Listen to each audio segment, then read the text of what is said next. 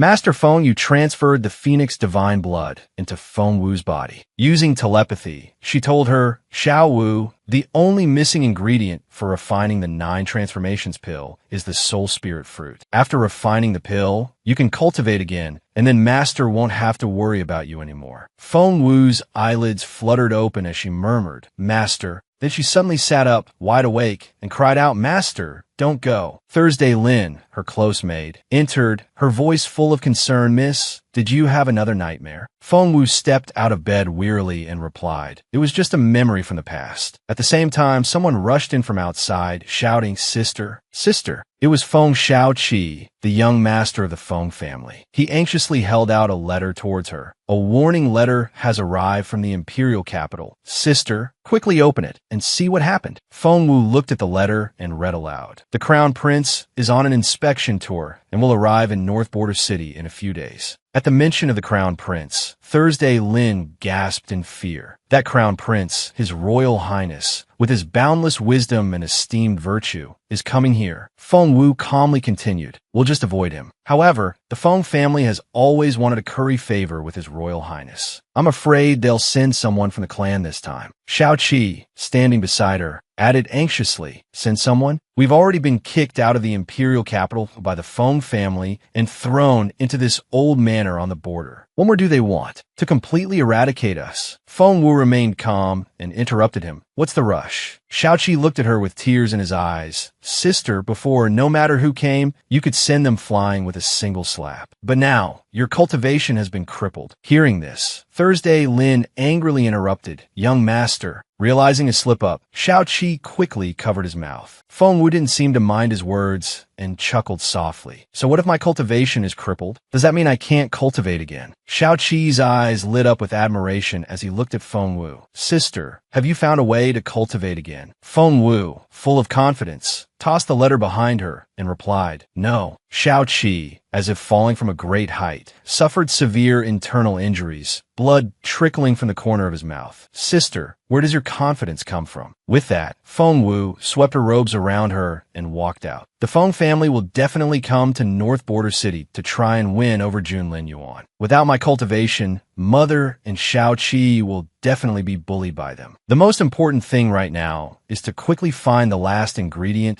the soul spirit fruit, to refine the 9 transformations restoration pill. I've been waiting in North Border City for 5 years, and it's about to ripen. Did Junlin Yuan really come at this time just to patrol the border? Later, at the imperial capital's Junwu Empire, the scene inside the Yunlai restaurant in North Border City was incredibly lively. A few young ladies whispered at a nearby table, Is the news reliable? Will His Royal Highness, the Crown Prince, really come to North Border City? Another replied, I spent a fortune to get this information, so of course it's true. Otherwise, why would I be here waiting before dawn? If I can truly catch a glimpse of His Royal Highness's demeanor this time, I won't have lived in vain. He's the top genius on the Peerless Genius ranking, a legendary figure. Thursday Lin, upon hearing their conversation, showed her disgust. That's all it takes to not have lived in vain? My lady was once engaged to His Royal Highness. Feng Wu hurriedly stopped her. Shoo, Thursday Lin, keep your voice down. We're here on a secret reconnaissance mission, understand? Thursday Lin then grinned mischievously and whispered, Miss, speaking of which, I didn't know before that your dragon and phoenix spiritual ring could actually change our appearance in front of outsiders. Suddenly, a stranger approached Feng Wu and said, Oh, there's still a seat here. Do you mind if I sit down? The person before her was Feng Sun, the little prince of the Feng Bei royal mansion. Seeing him, Feng Wu wondered to herself, Feng Sun? He's Junlin Yuan's best friend and also one of the most influential figures in the imperial capital. Even he's here,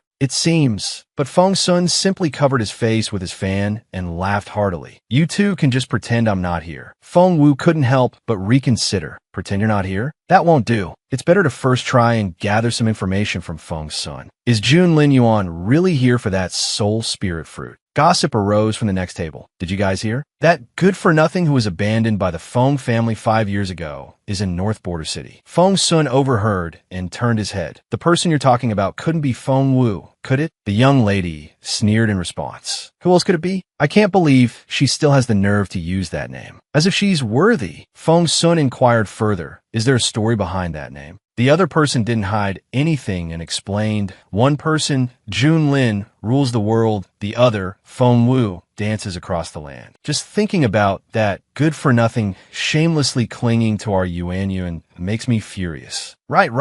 The Junwu prophecy is a thing of the past. Feng Sun closed his fan and chuckled. Junlin rules the world. Fengwu dances across the land. The Junwu prophecy. He continued, his amusement growing to oh. If our old pal Junlin knew his name was being linked with Fengwu, he might just... At this moment, someone finally recognized him. That isn't that little Prince Feng. Feng Sun, realizing his slip-up, thought in a panic, oh no, I accidentally revealed my identity. As soon as he finished that thought, the young ladies in the restaurant swarmed him. Over there, quick, if we catch the little prince, we might get to see the crown prince. Overwhelmed by the wave of admirers, Feng Sun yelped in distress. Do you all think I'm some kind of stepping stone? Fengwu and Thursday Lin were also caught in the surge of fangirls. Clinging to a pillar, Fengwu exclaimed, are Junlin Yuan's fans always this numerous? This backwater north border city is terrifying. After a while, Feng Sun finally managed to break free and climbed out a window to escape. However, his gaze turned towards the sky with worry. A large fireball was hurtling straight towards him. It exploded, and the surrounding crowd scattered in fear. What was that? What happened? Fengwu looked up at the sky, her voice filled with panic. We're doomed. It's the fire cloud giant eagle. Thursday Lin anxiously put her arm around Fengwu's shoulder, the king of the eastern frozen forest region. Miss, what are we going to do? Above them, a large wooden beam cracked in two. It headed down towards them. Fengwu urgently announced, the Yinlai restaurant is about to collapse. Let's get out of here and then talk. But through the smoke, a massive claw appeared. The fire eagle's sharp eyes fixed on them. It shrieked, the sound echoing as smoke and fire filled the air. I heard that last month the fire cloud giant eagle destroyed an entire village. Are we going to die here? This is terrifying. Thursday Lin looked up, tears welling in her eyes. Miss, are we going to die? Fengwu replied, of course not, because the fire cloud giant eagle is being pursued. Before their eyes, the frightened fire eagle looked back at its pursuer. He coldly drew his sword, chanting an incantation as 1,000 blades of energy flew towards it. His eyes flashed with a cold glint. Each energy blade shot towards the fire eagle. It was completely on the defensive, unable to react as it endured each attack, being knocked back with every blow. Only then did he slowly descend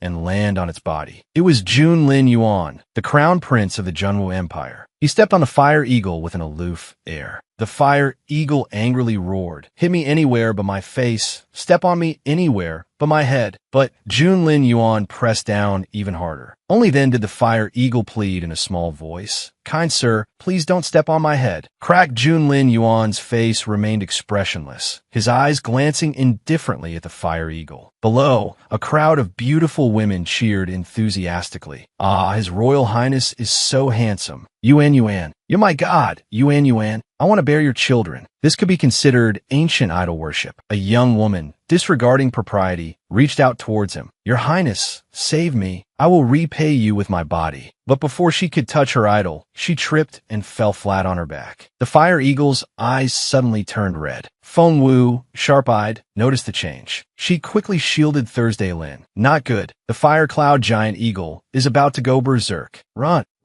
Where do you think you're going? The fire eagle sat up abruptly, its voice full of triumph as it extended its claws towards them. It quickly caught Fengwu. Behind her, Thursday Lin cried out in fear, miss. Fengwu angrily shouted at it. Damn you. There's so many people here. Why are you catching me? It laughed loudly in response that he stepped on my head. I must steal his woman. Miss, Fengwu cried out in frustration. You got the wrong person. I'm not his. The fire eagle sneered at her. Still saying you're not? Didn't he come to save you? Junlin Yuan had indeed followed from behind, his eyes fixed coldly on the fire eagle. He approached, his entire being radiating a powerful aura. Fengwu looked at him in shock. Could he have recognized her? Below, Junlin Yuan channeled his power into his sword. His face was devoid of any smile, his eyes filled with killing intent as he stared at the fire eagle. At that moment, a mocking smile played on his lips as he swung his sword towards it. But it was Fengwu who was terrified. She screamed and clung tightly to the fire eagle's claws. Clinging to it, she shouted, I told you I don't know him. After flying for a while, they reached the Icewind Forest. Feng Wu thought to herself, we've reached the Icewind Forest. This is a good opportunity to get the immortal spirit fruit. I have to get away from the eagle and enter the forest. With that, her eyes turned cold as she looked back. Sharp shards of ice flew swiftly towards the fire eagle. Feng Wu screamed in fright again,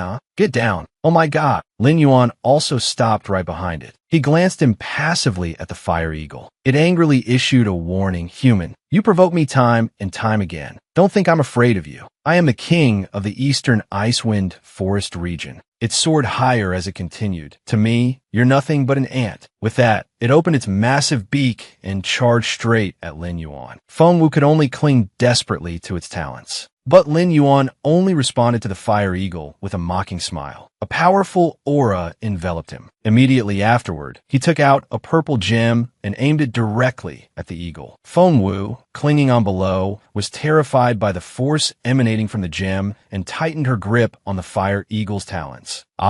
Jun Lin Yuan, meeting you is the worst luck of my 8 lifetimes. She clung to the feathers with all her might, thinking to herself, I've had enough of this powerless state where anyone can do anything to me. I have to find the time to refine the 9 revolutions soul restoration pill and cultivate again. At this rate, not only will I not get the immortal spirit fruit, but I, or even this fire cloud giant eagle, might die here. With that thought, Feng Wu sprang into action. She climbed up towards the fire eagle's neck, struggling to grab its feathers. Finally, Feng Wu got a good grip. Right in front of the eagle's face, she said urgently, if you don't want to die, listen to me. I guarantee you can escape. The fire eagle asked suspiciously, why should I trust you? I captured you. Don't you want revenge? Feng Wu patiently explained, can't you see he doesn't care whether I live or die? He'll stab you with one blow. You'll fall, and we'll both be finished. In short, prepare to produce a lot of saliva. Later, follow my instructions, and you might have a chance to survive. Seemingly finding her words reasonable, the fire eagle agreed. All right. Lin Yuan continued to pursue them relentlessly. Feng Wu glanced back and said, he's catching up. Hurry. The fire eagle turned its head. Seeing that Lin Yuan was close enough, Feng Wu commanded, spit. Following her command, the fire eagle spat at Lin Yuan. This could be considered a legendary dirty trick, a move Lin Yuan could hardly have anticipated. Seeing the disgusting scene unfold, Feng Wu gloated inwardly. You really are excessively obsessed with cleanliness. Then she ordered, he's backing off. Fly, fast. Feng Wu adjusted their direction, saying, bank left, speed up, faster, faster, faster. Dive down and put some distance between us. We're approaching a high, steep waterfall. If we jump down, we can use the waterfall to break our fall, and I can successfully escape from you. Fire cloud, giant eagle. But then she realized something was amiss. What are you doing? It hadn't even escaped pursuit and was already going back on its word. Suddenly, she was flung upwards. Feng Wu's eyes widened in alarm. The fire eagle below had already opened its massive beak, waiting for her to fall in. Seeing this, Feng Wu roared furiously, you want to eat me? I'll make you choke to death. She pulled something from her pouch and threw it out, sneering, take that. It was a stone, and it began to grow larger and larger right in front of the fire eagle's mouth, jamming its jaws open. Seizing the opportunity, Feng Wu escaped. Serves you right. The fire eagle, its mouth jammed with the expanding stone, could only whimper soundlessly. Now unable to even attempt any more dirty tricks, it flapped its wings and flew after Feng Wu. She taunted triumphantly, just wait to be killed by Jun Lin Yuan. I'm not playing with you anymore. Bye-bye. The fire eagle's eyes widened in terror as Lin Yuan's fatal attack suddenly descended. After striking down the fire eagle, Lin Yuan's eyes turned cold as he looked into the distance, assessing the situation. Feng Wu had also successfully jumped down the waterfall. Lin Yuan gave a rare smile, thinking to himself, that girl without spiritual energy was able to escape the fire cloud giant eagle's control and jump down. Interesting. A moment later, a hand emerged from below the waterfall. Feng Wu, drenched and exhausted, climbed ashore. Her mortal clothes, heavy with water, weighed her down. Swimming up from the deep pool had taken a lot out of her. I have to change quickly. I won't survive in the Icewind Forest wearing these. Sometime later, Feng Wu had changed her clothes. She looked around, puzzled. Where is this? Her eyes fell upon the red creatures before her. Feng Wu suddenly realized the territory of the great horned blood bees. If I use the blood bee queen for alchemy, it'll be a huge win. Thinking this, she hid behind a tree. I could cultivate early and avenge master, but they can gnaw a person to the bone. I have no chance of winning right now. Feng Wu peeked out from behind the tree. Should I? Suddenly, a strange figure appeared before her. Who is this in crimson robes? A warrior. Feng Wu looked back at the beehive. A once-in-a-millennium opportunity. The swarm has been led away. This queen bee, I can definitely get it. With that, she flew straight towards the hive. After poking around for a while, the queen bee finally fell out. She rejoiced silently. I got it. But in the distance, the swarm of blood bees was returning. Feng Wu was terrified, her heart screaming, I'm dead. She hurriedly tried to subdue the queen bee and quickly left, hoping to get beyond the great horned blood bees territory. Suddenly, someone called out from behind her, Hey little girl, you're not dead. It was Feng Sun. He waved cheerfully. Hello, remember me? Feng Wu, too busy running to even look, kept running, shouting back, Don't come over here. Please don't come over here, brother. They'll smell the queen bee on me. But Feng Sun had already caught her, laughing playfully. Why are you running? Wait for me. Feng Wu struggled angrily. Let go. Just then, the blood bees arrived. Feng Wu's face drained of color, her heart screaming dead. I'm definitely dead. Why didn't you say you'd attract bees earlier? Suddenly, she was pulled back by a force. Feng Sun scooped her up, chuckling, Let's go. And with that, he carried her away. Once they reached safety, Feng Sun put her down. Then he reassured her, All right, those great horned blood bees didn't catch up. Don't worry. Feng Wu's thoughts drifted. 5 years. Feng Sun's strength had increased considerably in the 5 years they hadn't seen each other. If only she hadn't been, but then she realized something. If Feng Sun was here, Jun Linyuan must be close by. She had to find out what they were doing in the Icewind Forest. The Icewind Forest is incredibly dangerous. She said that I only escape with my life thanks to you. Can you take me out of here? Feng Sun feigned reluctance. Sorry, little girl, he said with a forced expression. I have business here. I can't leave until I find what I'm looking for. So, they definitely have a purpose, Feng Wu thought. She pressed further. What are you looking for in the Icewind Forest? I've seen several maps of this place. Maybe I know where you can find it. The sooner you find it, the sooner I can leave. Feng Sun folded his arms and laughed at, Oh, you're a clever little girl, he said, but you definitely don't know where it is. We're looking for a treasure within the Icewind Forest. Hatred flared within Feng Wu. A treasure? They were here for the immortal spirit fruit. Just then, Mu Dao Dao arrived. Young Prince Feng, she called out, I found you. Brother Jun says it's time to go. He told us to hurry. Feng Sun replied, Mu Dao Dao, you're here. Dao Dao looked at Feng Wu with open hostility. Young Prince Feng, who is she? She asked. This is the little girl I just rescued. He replied. By the way, what's your name? Feng Wu smiled. Feng Xiao Wu, she answered. Feng Sun added, This is deep within the Icewind Forest. You don't have a shred of spiritual energy. You definitely can't get out on your own, and I don't have time to escort you. Just stick with us. Dao Dao pointed at Feng Wu, her face pinched with displeasure. But this mission is crucial. What if she's a spy? Feng Wu inwardly scoffed. She had to stay close to them and improvise, seizing the opportunity to snatch the immortal spirit fruit. Retreating was the best strategy for now. She bowed slightly to, in that case. Brother Feng, let's part ways here. Until we meet again. Feng Sun, falling for her ruse once more, grabbed her hand. He looked at Dao Dao. She can't even protect herself. How could she be a spy? Earlier, she was caught by the fire cloud giant eagle because of Boss Jun. Then, she was chased by bees because of me. Now that she's finally safe, you want to drive her away? Dao Dao retorted, her voice laced with annoyance. Whether or not she can protect herself has nothing to do with us. Young Prince, you know Brother Jun's temper. He would absolutely never. But before she could finish, Jun Linyuan appeared behind them. What are you arguing about? Jun Linyuan arrived, accompanied by an elder. His voice was cold. Feng Sun, what are you arguing about? Feng Wu looked at him, her mind racing. Jun Linyuan, how long had he been there? How much had he heard? Beside him, Jiao couldn't hide the admiration in her eyes as she gazed at Jun Linyuan. Feng Sun, needless to say, rushed over to Jun Linyuan with an enthusiastic grin. Boss, this is the girl who was snatched by the giant eagle the other day. Her name is Feng Xiao Wu. She can't get out now, and we're partly responsible. Why don't we bring her along? Jiao, anticipating Jun Linyuan's thoughts, scoffed. Dream on. You know what Brother Jun is like. Expecting him to sympathize with a stranger? Laughable. At that moment, Jun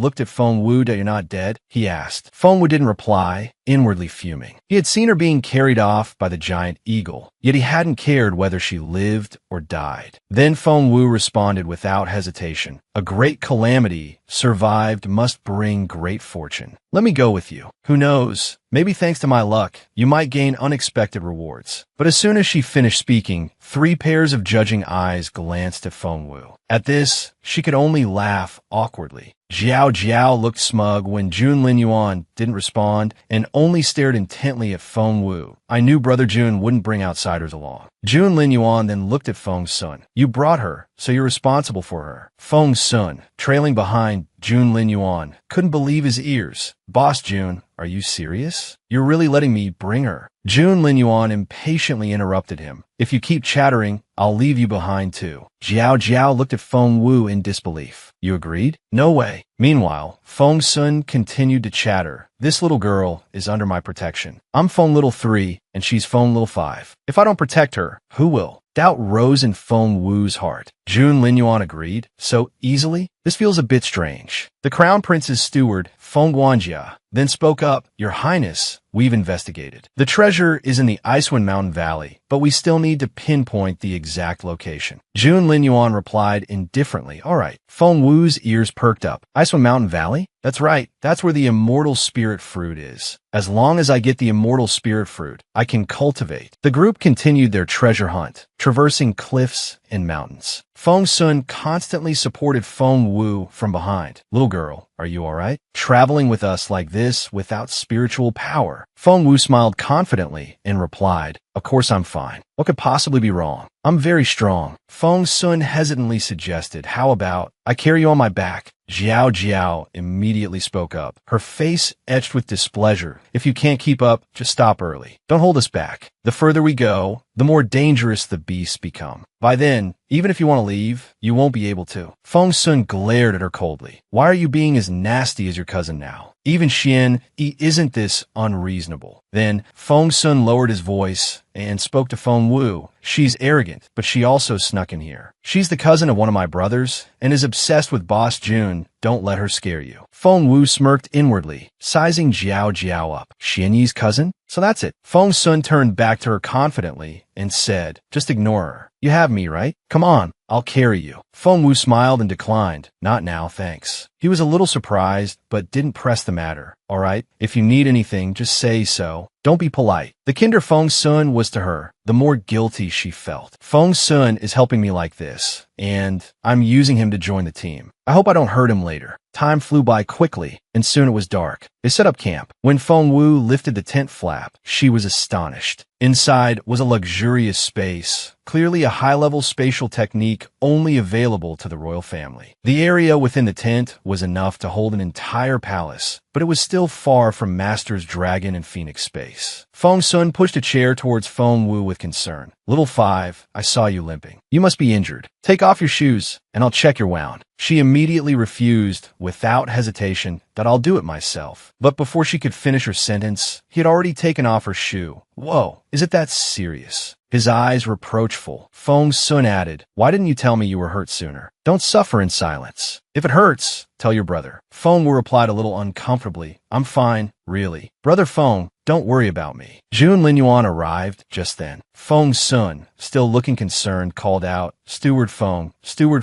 quickly bring some hot water and medicinal ointment. Feng Wu, with a worried expression, looked at Jun Linyuan, seemingly lost in thought. Jun Linyuan glanced at her impassively, then snorted. Does His Highness think I'm a burden and wants to kick me out? Meanwhile, Feng Sun was carefully tending to her wound. The IT doesn't hurt. It doesn't hurt at all. It'll be better soon. If we don't treat the wound on your foot, you won't be able to walk tomorrow. Beneath her foot, after he removed her sock, was a patch of oozing blood. Jiao Jiao walked over and said irritably, her foot is like this. How can she possibly climb tomorrow? What a nuisance to bring along. Feng Sun, unfazed, interrupted her. This ointment was formulated by the royal pharmacist. Even if it's not completely healed by tomorrow, won't I still be there to help? The ointment is applied. Xiao Wu. Be good and don't move. Brother will get you a blanket. Feng Wu giggled. Thank you, Brother Feng. Jiao Jiao snorted in annoyance and glared at Feng Sun's retreating back before leaving herself. Her eyes flashed with undisguised disgust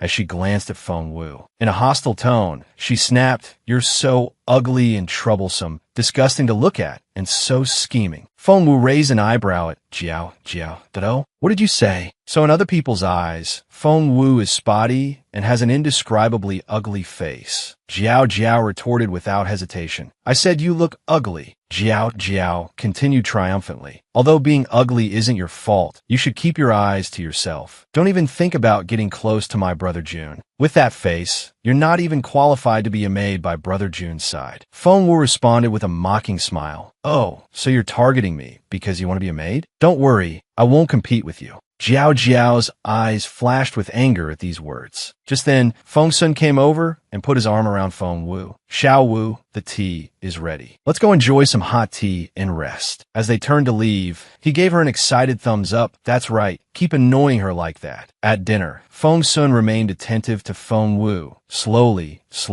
sit here. Jiao shyly offered a cup of tea to Jun Linyuan. Brother Jun, this is tea I specially prepared for you. Feng Sun suddenly asked, Brother, have you received the letter that senior sisters were wrote? He then looked at Jiao and added, your senior sister is with Qingyun. At the mention of Qingyun's name, Jiao said excitedly, no one is allowed to mention my senior sister's old name anymore. Her name is now Zhuoqingwan, which means Azure Phoenix, the king of all birds. Feng Sun looked at her mockingly. That name is certainly imposing, but does her current strength live up to it? Feng Wu, who had a deep-seated grudge against Qingwan, gripped her teacup tightly, her heart filled with hatred. Zhuoqingwan. Jiao boasted confidently. Of course she does. My senior sister is ranked first on the spiritual sect ranking. Feng Sun scoffed. Oh, that's truly amazing. Just like us, I suppose. On New Year's Eve, Master often sighed with relief that he'd accepted Elder Marshal Sister Zhua as the divine maiden of Bailuo Palace, and not that one, Jiao said smugly. Feng Sun asked curiously, who? She continued, that genius girl from the imperial capital back then. Upon hearing this, whether intentionally or not, Jun Linyuan glanced at Feng Wu. Beside him, Jiao continued, the same one who's now the good-for-nothing in North Border City, Feng Wu. Jun Linyuan, finding this increasingly amusing, tapped his fingers on the table as if watching a good play. Feng Sun burst out laughing. Now that you mention it, I remember. Back then, little Feng Wu was so pretty, everyone wanted to steal her away and spoil her like a little sister. Meanwhile, the subject of their conversation was shoveling food into her mouth. Is it okay to gossip about me right in front of me like this? Jiao confidently struck a pose and looked at Feng Sun. Feng Wu was pretty as child. Do you think she's as beautiful as me now that she's grown up? He replied nonchalantly. Her mother was the most beautiful woman in Junwu. How could her looks be anything less than stunning? Don't even compare yourself. With your looks, you wouldn't even qualify to be her maid. At this point, Feng Wu choked on her food.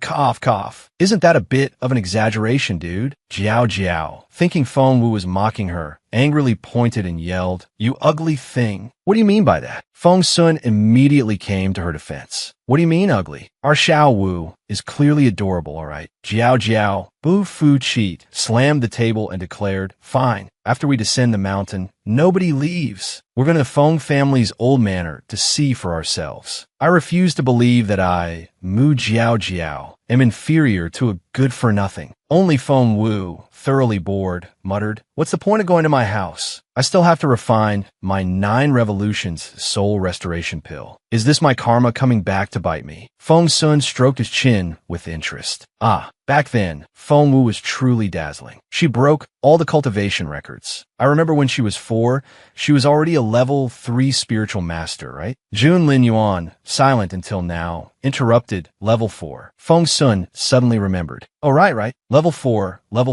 When we were 4, we were still outside the threshold. We hadn't even stepped into the spiritual master realm yet. Feng Wu, worried, sipped her tea. Can you guys please stop talking about me? I'm not even a level 1 spiritual master now. Then Feng Sun reminisced further. Back then, I suspected Xian Yi liked Feng Wu. He'd carry his sword and run to the Feng family manor every day, demanding a fight. She didn't even remember him. Back then, our beautiful master taught me from morning till night. Where would I have found the time to remember such trivial matters? Feng Sun laughed even louder. Too bad Feng Wu didn't like him. The person she liked was our boss, June. Hearing this, Feng Wu spat out her tea in shock. Jiao angrily interrupted him. What nonsense are you talking about? Feng Sun immediately offered proof. I'm not talking nonsense. Back then, Feng Wu really liked our boss, June. One time, she even waited outside the Imperial Academy. When we came out, she shyly handed him a 3 live stone and ran away. Feng Wu, speechless, could only silently fume at the gossip monger beside her. Misunderstanding. Huge misunderstanding. I said I was giving it to him on someone else's behalf. Didn't you hear that? Shy. Don't make stuff up. Feng Sun propped his chin on his hand. Such a pity. Feng Wu and our boss, June's, engagement was broken off. June Linyuan calmly sipped his tea and replied, not yet annulled. Not signed. The reporter, Feng Sun, slammed the table in shock. You haven't signed it yet? Whoa. So that means Feng Wu is still your fiancé right now. Beside him, Feng Wu was equally stunned. Feng Sun excitedly jumped up. Boss June, could it be you like Feng Wu, so you haven't annulled the engagement? Is that it? Is that it? Is that it? But June Linyuan refused to be interviewed, brushing him off dismissively. Nonsense. But the persistent reporter, Feng Sun, continued, I understand. Boss June means that Feng Wu is deeply in love with you, and you don't want to hurt her, so you're reluctantly not annulling the engagement. Hearing this, he nodded in satisfaction. Feng Wu, now speechless, felt a burning frustration in her chest. Deeply in love? I'm deeply in love with him? When was I ever deeply in love with him? Jiao, the most distraught of all, cried out in panic. Why hasn't the engagement been annulled? Right now, Feng Wu is just an ordinary person. In a few decades, she'll be an old woman with white hair. Your Royal Highness, a divine figure like you, how could she possibly be worthy of being by your side? But June Linyuan remained silent, his mood darkening. Jiao pressed on. The Feng family, in their haste, caused Feng Wu to suffer qi deviation during cultivation, exploding her phoenix true blood, turning her into a cripple with no cultivation. Who could be blamed for this? Isn't it Feng Wu's own fault for being too ambitious? Feng Sun added regretfully, it's the Feng family's ambition that's to blame. They rarely produce such a peerless genius, yet she was ruined like this. Finally, Feng Wu understood. Her eyes filled with murderous intent. So, that's the excuse the Zhou family used that year? Not only did they destroy my Phoenix True Blood, but they also spread rumors to frame me, wanting both fame and fortune. Everything good was snatched away by you people. The immortal spiritual fruit, I must obtain it. After the meal, Feng Wu drifted off to sleep, but suddenly she woke up. A voice beside her bed asked awake. Feng Wu asked warily, what is it? Feng Sun looked at her in surprise. Such strong killing intent. But why would an ordinary person like Feng Xiao Wu detect it? At that moment, outside the tent, the slow footsteps of wolves could be heard. They bared their fangs menacingly, their eyes filled with killing intent, fixed on their shelter. Inside, Feng Wu glared at Feng Sun with hostility. He was taken aback by the unusual look in her eyes. Such strong killing intent, but why would an ordinary person like Xiao Wu detect it? Feng Sun straightened up, looking at Feng Wu warily. She realized he had become suspicious due to her reaction to the approaching danger. Feng Wu rubbed her eyes and asked innocently,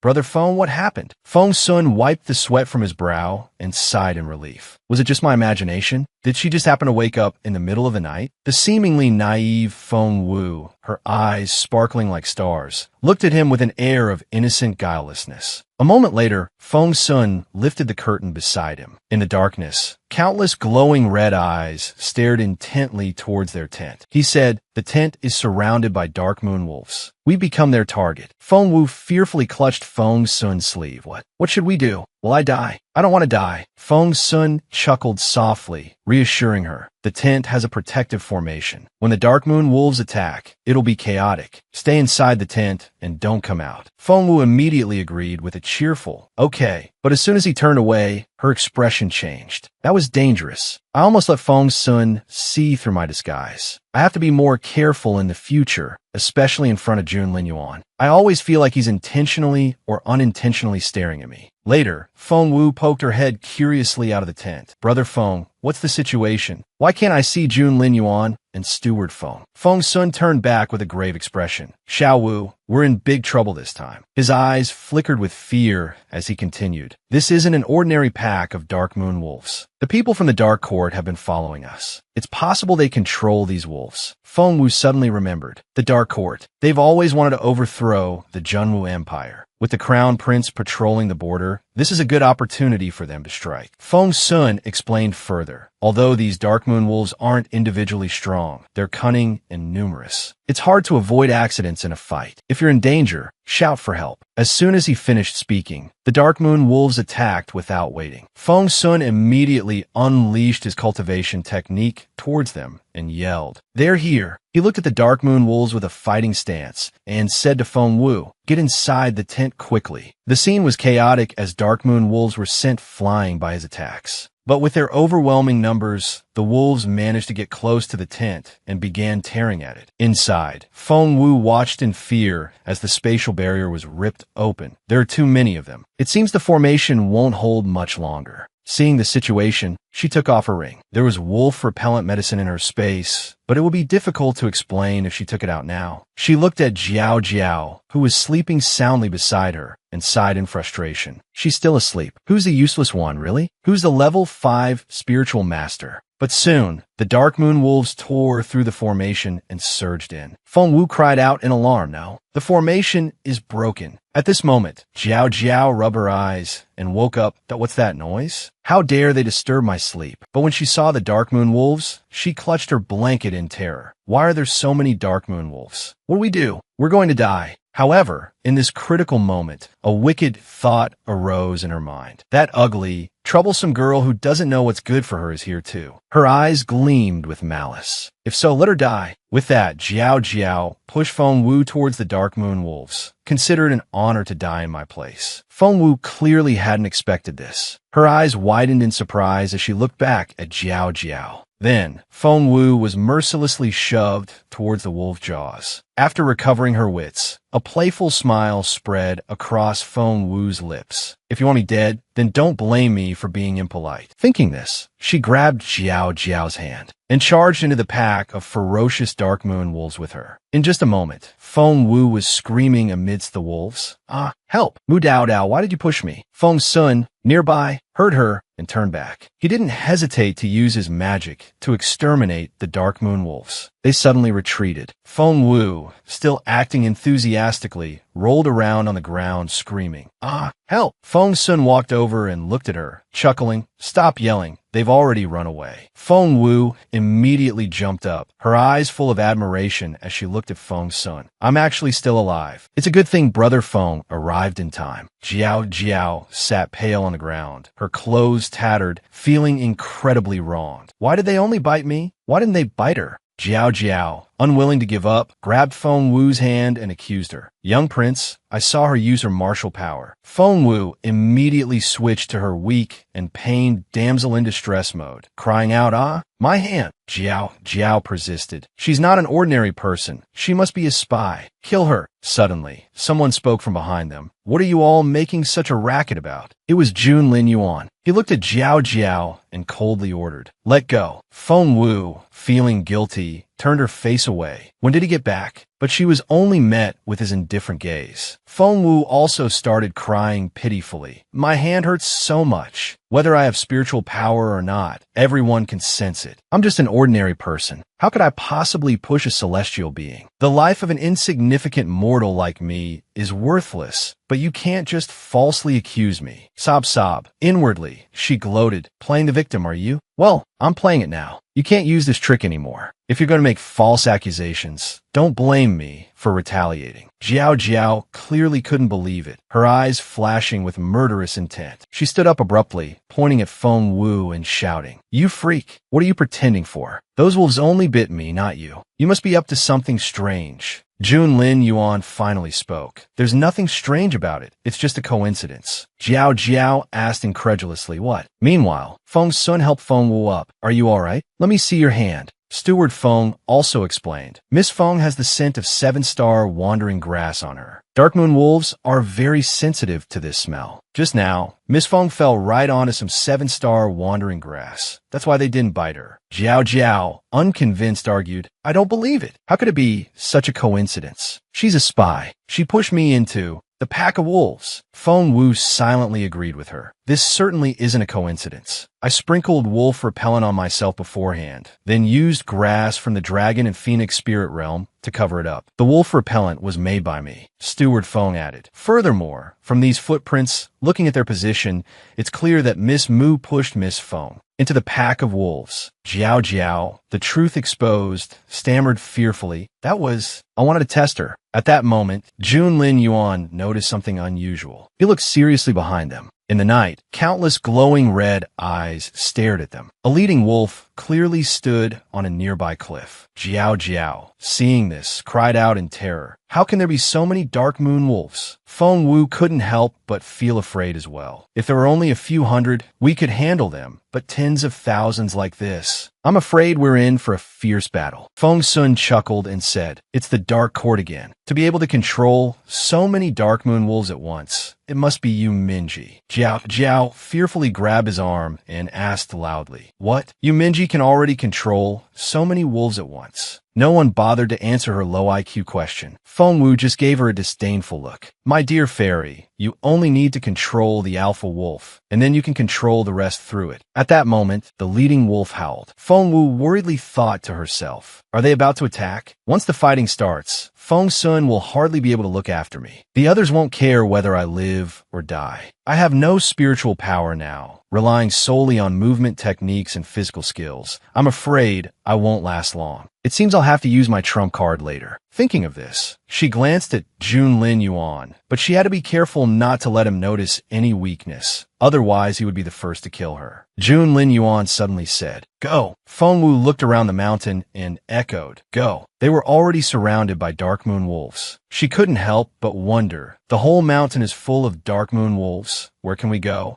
At this moment, Feng Sun put his hand on her shoulder and comforted her. Don't worry. Boss Jun must have anticipated you Minji's trick. There must be a way out. Let's go. Junlin Yuan just stood there, making no further move. He stared directly into the eyes of a dark moon wolf. Its eyes unexpectedly returned to their normal color. The surrounding scenery also changed, and the sinister aura gradually dissipated. They continued on their way to the glacial valley. Feng Wu kept thinking along the way. Junlin Yuan can easily break the beast control method. His strength is greater than I anticipated. Getting the immortal spirit fruit from him won't be easy. At this moment, a streak of blood appeared under Feng Wu's foot, causing a sharp pain. The wound on the sole of her foot had reopened. Without spiritual power to support her, her body was weakening. Her vision darkened, but her will remain strong. I must keep up with them, or I won't have a chance to obtain the immortal spirit fruit. Ahead, Feng Sun said to Junlin Yuan, Boss Jun, it seems your plan worked perfectly. You Minji must have already reached the glacial valley. To stop us, he risked controlling the alpha wolf. Just now, because his beast control method was broken, he suffered the backlash. Feng Wu understood the implication of those words. Feng Sun had said that the people from the Dark Court were always watching them. It seemed that before leaving, Junlin Yuan had led them to the glacial valley to set up a front line for them. But every time they came here this year, they were guarded by the Azure Saint Python, making it impossible to get close. Based on the timeline, it will soon reach level 9. I'm afraid Junlin Yuan has no chance of defeating it. Using the enemy to lure out the Azure Saint Python is the best approach. But the Dark Court wants to assassinate Junlin Yuan. So why are they interested in the immortal spirit fruit? Jiao Jiao suddenly cried out in alarm beside Feng Sun. What? You Minji has already reached Glacial Valley? What if he gets the immortal spirit fruit first? Feng Sun, covering his ears, complained so loud, my eardrums are going to burst. Why are you so anxious? The boss has it under control. Feng Wu, trailing behind, pondered. It seems I can only ask Feng Sun about this. She quickly walked forward and asked, Is this Minji you mentioned very powerful? Feng Sun replied, He is. After a moment of hesitation, he added, Minji's strength is second only to our boss, Junlin Yuan. But he's not content with second place and always wants to steal everything that belongs to the boss. Moreover, he's very erratic and only does what he wants. He has a group of loyal followers behind him, making him very difficult to deal with. In short, if you see him, run as fast as you can. I always feel like there's something off about him. Feng Wu had a different thought. So Junlin Yuan has such a troublesome thorn in his side. Perhaps I can take advantage of the conflict between Yu Minji and Junlin Yuan. Feng Sun, taking Feng Wu's hand, asked, "Your condition doesn't look good. How's the wound on your foot?" She replied, "It's fine. Brother Feng's medicine is incredibly effective, worthy of being refined by the royal pharmacist." But inwardly, she was complaining, "If I could use the special refining technique Master taught me, this wound would be healed by now. But it requires spiritual power, and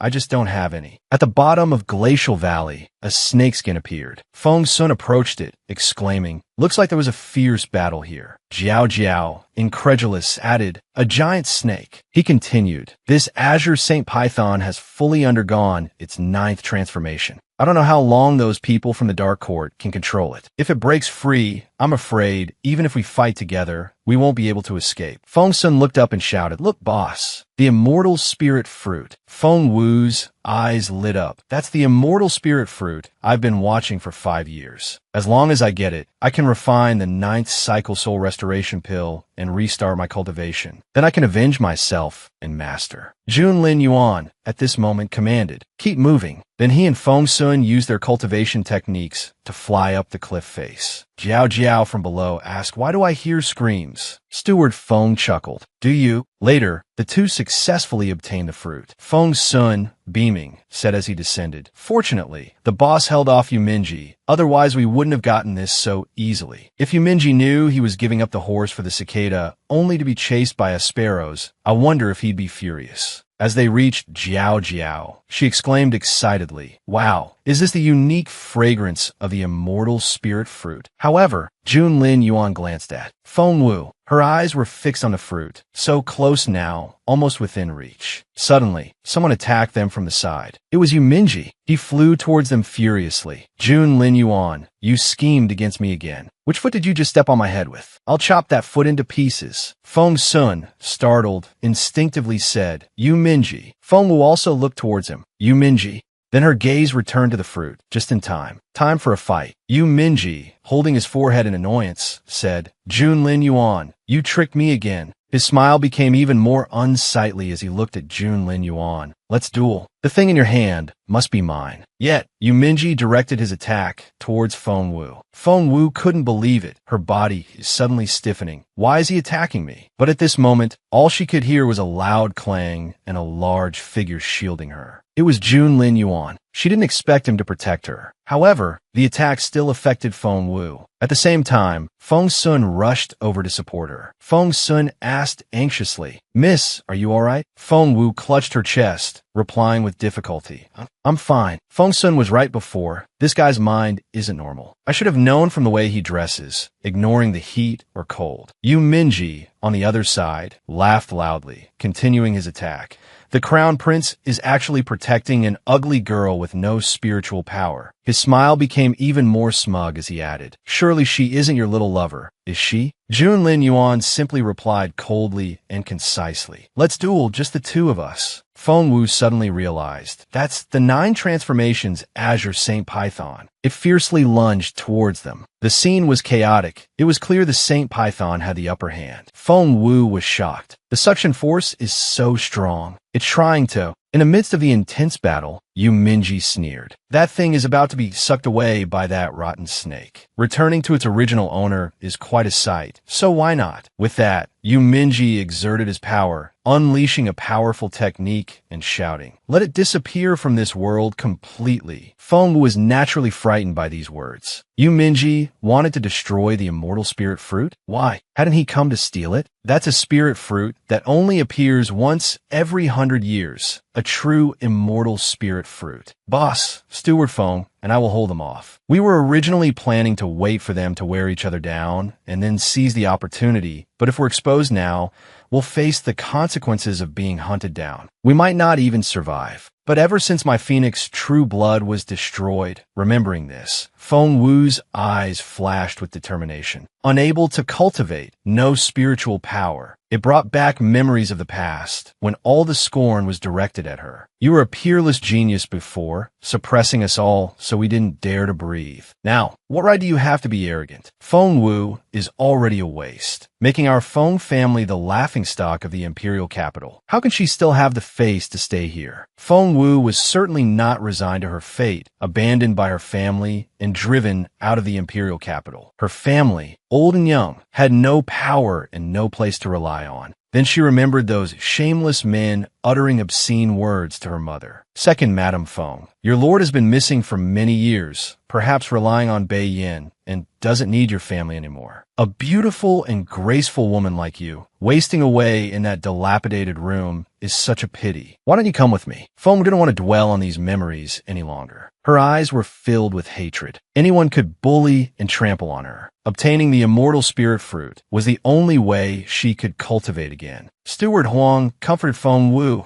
Miss, you've been studying formations and cultivating medicine for days and nights on end. You've worked so hard, and you returned from Icewind Forest covered in injuries. Please don't go again. Despite her injuries, she resolutely replied, I must. Most of the spiritual herbs needed for the 9 revolutions, restoration, pill grow there. If I want to cultivate again, I have to go. This time, I've pinpointed the location of the immortal spirit fruit, a crucial ingredient for the pill, but it's guarded by a powerful magical beast. I still need to find a way to subdue it. At this moment, Feng Wu launched a spiritual attack, muttering, I don't have time to wait another 100 years for another immortal spirit fruit to condense. By then, Mother, Little 7, Qiuling, is there any way to escape this predicament? Simultaneously, her attack and Jun Linyuan's converged on the fruit. How can I be worthy of Master's sacrifice to save me? The two forces merged, creating a massive explosion. Those around them were stunned, their eyes wide with disbelief. Who was that? That paralyzing poison is incredibly potent. Feng Wu successfully obtained the spirit fruit, clutching the treasure to her chest. She gazed at what she had yearned for over the past 5 years. Anxious, she pulled out another magical item. The paralyzing poison won't hold them for long. Hopefully, the formation created by the stone spirit can stall them for a while. After that, I can only face them head on. But before she could finish setting up the formation, there was movement behind her. The Saint Python attacked Feng Wu. She panicked, momentarily frozen,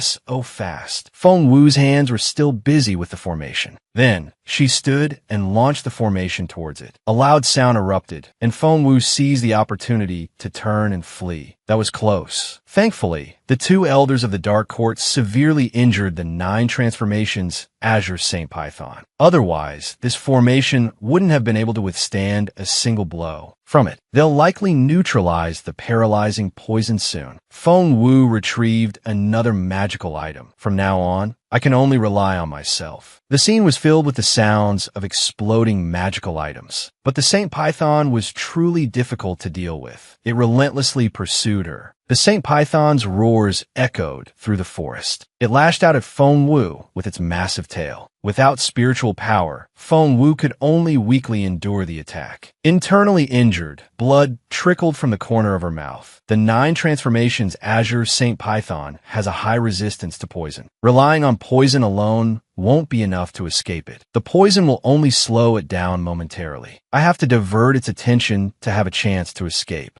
Without spiritual power to sustain me, my body is reaching its limit. Just then, Yu Minji laughed mockingly from behind her. The Crown Prince's little lover is truly extraordinary. Behind her were Lin Yuan and Yu Minji. He added, without cultivating for over a decade, you won't get far. Feng Wu felt a surge of fear. Not good. Those 2 assassins have caught up as well. Yu Minji grinned, looking at Lin Yuan. Interesting, interesting. I want this ugly, poison-covered girl. I'm sure the Crown Prince won't mind. Jun Lin Yuan didn't reply, but coldly landed a heavy blow on Yu Minji. Taking advantage of the opportunity, Feng Wu quickly ran away. With the immortal spirit fruit inside her, they wouldn't dare use lethal force. Perhaps this was her chance to escape the Azure Saint Python's attention, and maybe even eliminate one of the 2 men. Thinking of this, she didn't hesitate to throw another poison pouch. However, Minji dodged it. He laughed triumphantly, flying straight towards her. Didn't anyone tell you not to use the same trick twice? He grabbed her shoulder. Got you. But his smugness didn't last long. A look of horror appeared in his eyes. He stared at his palm, now covered in poison, and muttered, "This ugly girl has quite a few tricks up her sleeve. This is a corrosive poison, and it seems there's also—" Minji then looked behind him, where the Azure Saint Python was lying in ambush, attracted by the bait. Minji yelled, his face contorted, "You rotten girl. Nice move, using me as a shield." Wu ran with all her might. She'd let Minji fight the Azure Saint Python. Next, she just needed to find a way to get rid of Jun Linyuan. After running for a while, Wu finally found her chance. Below the cliff was the North Border River. Following the current would give her a chance to escape. "This is my last compressed poison pellet. I can only gamble." By this time, Jun Linyuan was close behind her.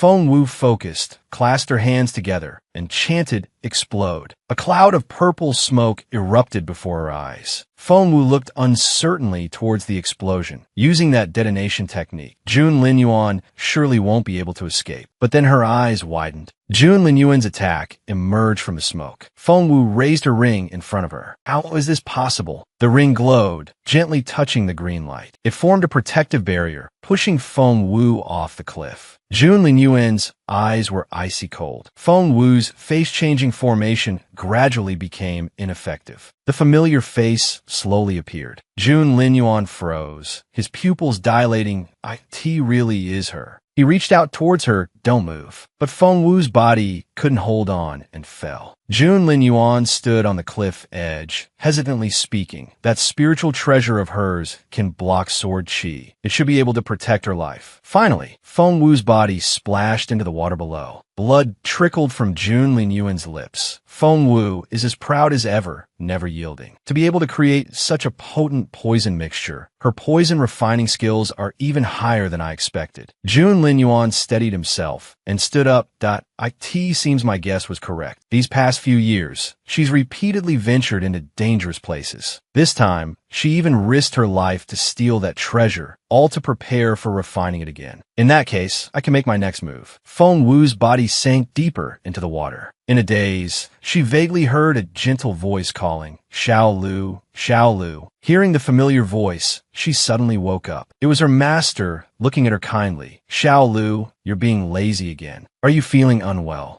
Wu looked at her hands and softly called out, "Master, I've become small again, or perhaps all the previous years were." She then looked at her surroundings in a daze and murmured, "A dream?" The person before her stroked her head and added, "Forget it. Cultivating the divine soul light consumes a lot of spiritual power. Your cultivation level is very low right now. Rest for a bit." Wu gazed intently at her master, her eyes brimming with tears as she said with "It really is master. Sob master." She rushed forward and embraced the figure she had longed for all these days. "Master, Xiaolu missed you so much. So much." Master Wu gently stroked her head, comforting her. "Silly child, isn't Master with you every day?" Wu looked up at her master and said in a small voice, "Master, Xiao Lu isn't tired. I can continue cultivating." Her master soothed her gently. "Don't push yourself." She jumped out, excitedly showing off her spoils. "I'm not pushing myself. I will definitely cure it." Then she took out the spirit fruit, laughing with delight as she explained, "Didn't you say the divine soul light is the best medicinal refining secret art in the 9 continents? It can cure any injury, internal or external, and can even replenish deficiencies after reaching greater power." She then took it and demonstrated on the baby bird's wound. Cultivated to the peak, it can even bring the dead back to life. At this point, she looked at her master triumphantly. "Then I'll be able to create a body for you. You can leave the dragon and phoenix space." But before she could finish, Wu's eyes widened. Wu's expression was filled with confusion as she stammered, "Your hair. Master, what's wrong? Where's your hidden symbol divine blood?" Wu's hand reached out to touch her master, but only met empty air, and her own body had returned to normal. "Why?" Her master placed a hand on Wu's cheek, comforting her. "Xiao Lu, a difficult path is a form of tempering. You have pride in your bones, unwilling to stand behind others. But when you were young, your temperament was unstable, and because of your outstanding talent, you were pampered by many, making it difficult to avoid arrogance. Your future cultivation will face many obstacles. Now, my Xiao Lu has grown up. You're no longer the impulsive, arrogant little girl. You've learned restraint and can shoulder the responsibility of caring for your family. Master is relieved. At this, Feng Wu looked at her master fearfully. Master, Xiao Lu picked the immortal spirit fruit. I can refine the 9 revolutions, soul, restoration pill, and cultivate again. I will definitely quickly cultivate the divine soul light to its peak. Then I can create a body for you. But at this moment, her master interrupted her, Xiao Lu. The figure gradually faded. The medicinal arts in this world can only cure visible ailments. Feng Wu repeated in astonishment, only visible ailments, visible ailments. Master Feng Wu added, the effectiveness of the divine soul light is closely related to your cultivation level. Remember, you cannot use it beyond your level or it will endanger your life. Feng Wu could only suppress her emotions and reply, Master, Xiao Lu understands. Then she bowed her head in acknowledgement. Her master added, Xiao Lu, take good care of yourself. Feng Wu then woke up from her dream by the lake. Master, she held her forehead in discomfort. Was that just my dream, or was it Master's consciousness? The immortal spirit fruit is in my hands. I can refine the 9 revolutions, soul, restoration pill, and cultivate again. No matter what, I won't give up on finding a way to wake you up. When that time comes, I'll travel throughout the 9 continents. The world is so vast, there must be a way. Moving to another scene, Feng Wu also emerged from that place unscathed. After following that group of people and being tormented for several days, she finally arrived. Although frightened, she hadn't encountered any real danger, and the spring spirit fruit was still in her hands. Fortunately, Yuminji had shown up midway and turned the tables, creating chaos during which she was able to snatch the treasure. And inside that mixed poison pill, I added my special snake-attracting powder. Just a tiny bit is enough to make the Azure Saint Python chase him to the ends of the earth. She chuckled mischievously. Sorry, Holy Sun Yu, but this deep affection is something only you can bear. Then, remembering Jun Lin Yuan, Feng Wu's expression turned disdainful. And that stiff, arrogant fellow, his face is truly irritating. He even said I'm obsessed with him. What nonsense! A sly smile spread across her face as she imagined. If I ever see him again, I'll definitely make him taste the poison specially concocted by yours truly and cure him of his hateful narcissism. But on second thought, she felt something wasn't right about this trip. Jun Lin Yuan had been observing her the entire way. With his powers of observation, he might have noticed something. But if he had discovered early on that Feng Xiaowu's purpose wasn't so simple, why would he keep her in the group and even protect her life? Especially when he stopped Yuminji's surprise attack. And at the cliff's edge, his final sword strike was clearly just a probe. Reaching this conclusion, her eyes darkened. Jun Lin Yuan, what are you really plotting? Just then, Feng Wu noticed someone approaching. The person called out, Little Wu. She responded cheerfully, Uncle Zhang, are you taking these to sell? He replied, that's right. But Little Wu, what happened to the injury on your face? Feng Wu stammered, I was gathering herbs in the mountains these past few days and accidentally slipped, tumbling down the mountainside. He responded with concern, oh dear, you have to be careful, child. If you tell your Aunt Zhang about this, she'll be heartbroken. At the mention of his wife, she asked brightly, that's right, how's Aunt Zhang's knee? Is it still hurting? Uncle Zhang smiled. It's not hurting anymore, not anymore. The little girl blurted out, Sister Wu, there are a lot of people at your house. Hearing this, Feng Wu guessed who had come. The little girl continued, there's a huge crowd, and they're making such a commotion. Little seventh brother and sister Chioling were both badly beaten by them. Outside the north border city, at the old Feng family house, several thugs were shouting, get out. Do you lowly peasants know who's inside? Causing trouble here. Are you tired of living? This is little Wu's house. You people barge in her home and beat up her family. Is there any sense of decency left in you? This is little Wu's house. She saved our lives. They shouted indignantly. Beating her family is the same as beating our families. Let us in. But the thugs viciously kicked one of the protesters that you're rebelling. Today, I'll teach you lowlifes a lesson. Beat them. Inside, a blood-soaked whip cracked down again.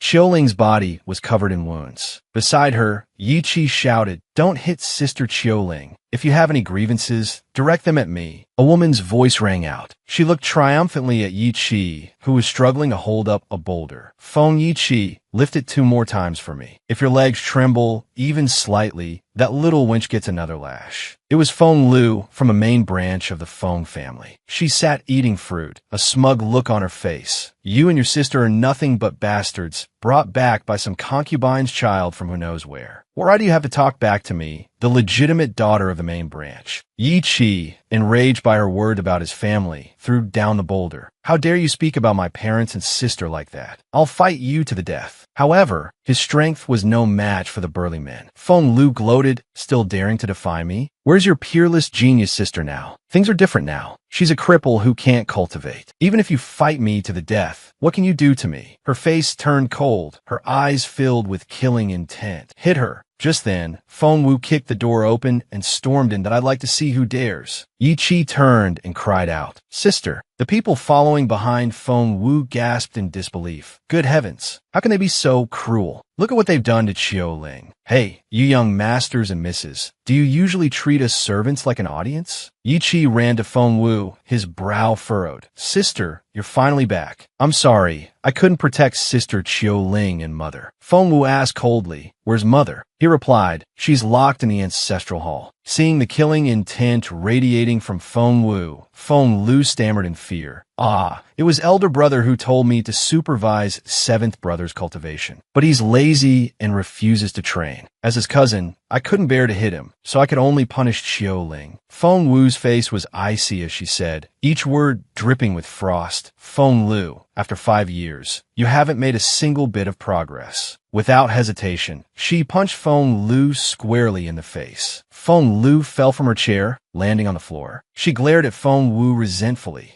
"You dare hit me? Just wait until my elder brother returns. He'll definitely punish you." Feng Wu ignored her and warned, "You're nothing but a cowardly, vicious, and shameless villain. Why wouldn't I dare hit you?" Someone helped Qiuling up and angrily scolded, "Well hit. Isn't this clearly bullying? Is this how you supervise cultivation?" "That's right. Your excuse is just a way to take advantage of Miss Wu's absence to bully her family. If you dare do it, why don't you dare admit it?" Feng Lu, now cornered, stammered. Just then, Feng Yi ran from the Dao branch of the Feng family. With an elegant demeanor, said, "Fifth sister, why are you so angry as soon as you return? There must be some misunderstanding. You haven't been home for 2 days, and there's been no news from you. I've been very worried." Hearing this, Feng Wu scoffed inwardly. "Misunderstanding? Elder brother, what misunderstanding could there be?" Yi Ran went to help Feng Lu up and added, "I did ask Luer to supervise 7th brother's cultivation, but her methods were a bit harsh." He then looked at Feng Wu with disdain. "I apologize to 5th sister." Yi Ran then turned his gaze to Yi Chi and continued coldly, "But 7th brother, with your intelligence, you started cultivating in the imperial capital, yet you're still only a level 1 spiritual master. Seeing how lazy 7th brother is, as the eldest brother, I naturally have a responsibility to discipline him. I know 5th sister cares for her younger brother, but such indulgence isn't good. The more I speak, the more disdain he shows. This isn't beneficial for him." Feng Lu, relying on Feng Yi Ran's presence, sneered, "Humph, I'm afraid that love is just for show. She's clearly jealous of little 7th's talent and deliberately trying to ruin him." Feng Wu watched the scene unfold and couldn't help but scoff inwardly. Their false accusations, it had been a while. But before she could react, Yi Chi quickly stepped forward to shield Feng Wu. Yi Chi loudly defended her. "Do you think everyone is like you? Sister is good to me. She's doing this because..." Feng Wu placed a hand on his shoulder, interrupting him. Elder brother's words are truly touching. "I hadn't realized our sibling bond was so strong after all these years in the northern capital." Then, with a cold expression, Feng Wu stepped towards Feng Yi Ran. "Elder brother still remembers little 7th's cultivation, showing such concern the moment you arrived. But I wonder, how has elder brother been guiding 6th sister these past few years? The imperial capital is brimming with spiritual energy and resources, perfect for cultivation." Feng Wu glanced at Feng Lu. Yet, she can't even defeat a powerless mortal like me. She then looked back at Feng Yiran. So, as the eldest brother, you spoil your younger sister and fail to guide her. Or perhaps, elder brother is deeply cunning, intentionally hindering six sisters' progress to hoard more cultivation resources for yourself. Upon hearing this, the surrounding crowd began to murmur. These two clearly have malicious intentions, trying to sow discord here. Do they think we're fools? Indeed, what kind of relatives are they? They never visit, and when they do, they cause trouble. Feng Lu, unable to bear the mocking whispers, angrily shouted, "You wretch! I'll tear your mouth apart." But Feng Yiran calmly grabbed her arm. "Lu, so many people are watching. Aren't you ashamed?" Feng Wu inwardly scoffed at these words, still trying to maintain some semblance of noble dignity. Just then, a subordinate rushed in. "Young master." "Young master?" Feng Yiran asked irritably. "What's the commotion?" The subordinate reported, "His Royal Highness, the Crown Prince, has arrived at the City Lord's mansion. The City Lord invites you to come at once." Feng Yiran exclaimed in surprise. "What?" He immediately followed the subordinate. Feng Wu thought to herself, "Junlin Yuan. They didn't get the immortal spirit fruit, so they must be chasing after Feng Xiaowu. I wonder if he suspects me. Feng Yiran wants to flatter him, so he might invite him to the house. If he asks about me, that won't be good." Later, at the northern capital city, Lord's mansion, Feng Yiran sat down and said with a courteous smile, "I heard His Royal Highness was pursuing a demonic beast a few days ago. That beast has been troubling the northern capital. Now we can finally rest easy. Your Highness's concern for the people is truly a blessing for Junwu." But Junlin Yuan remained silent, simply sipping his tea.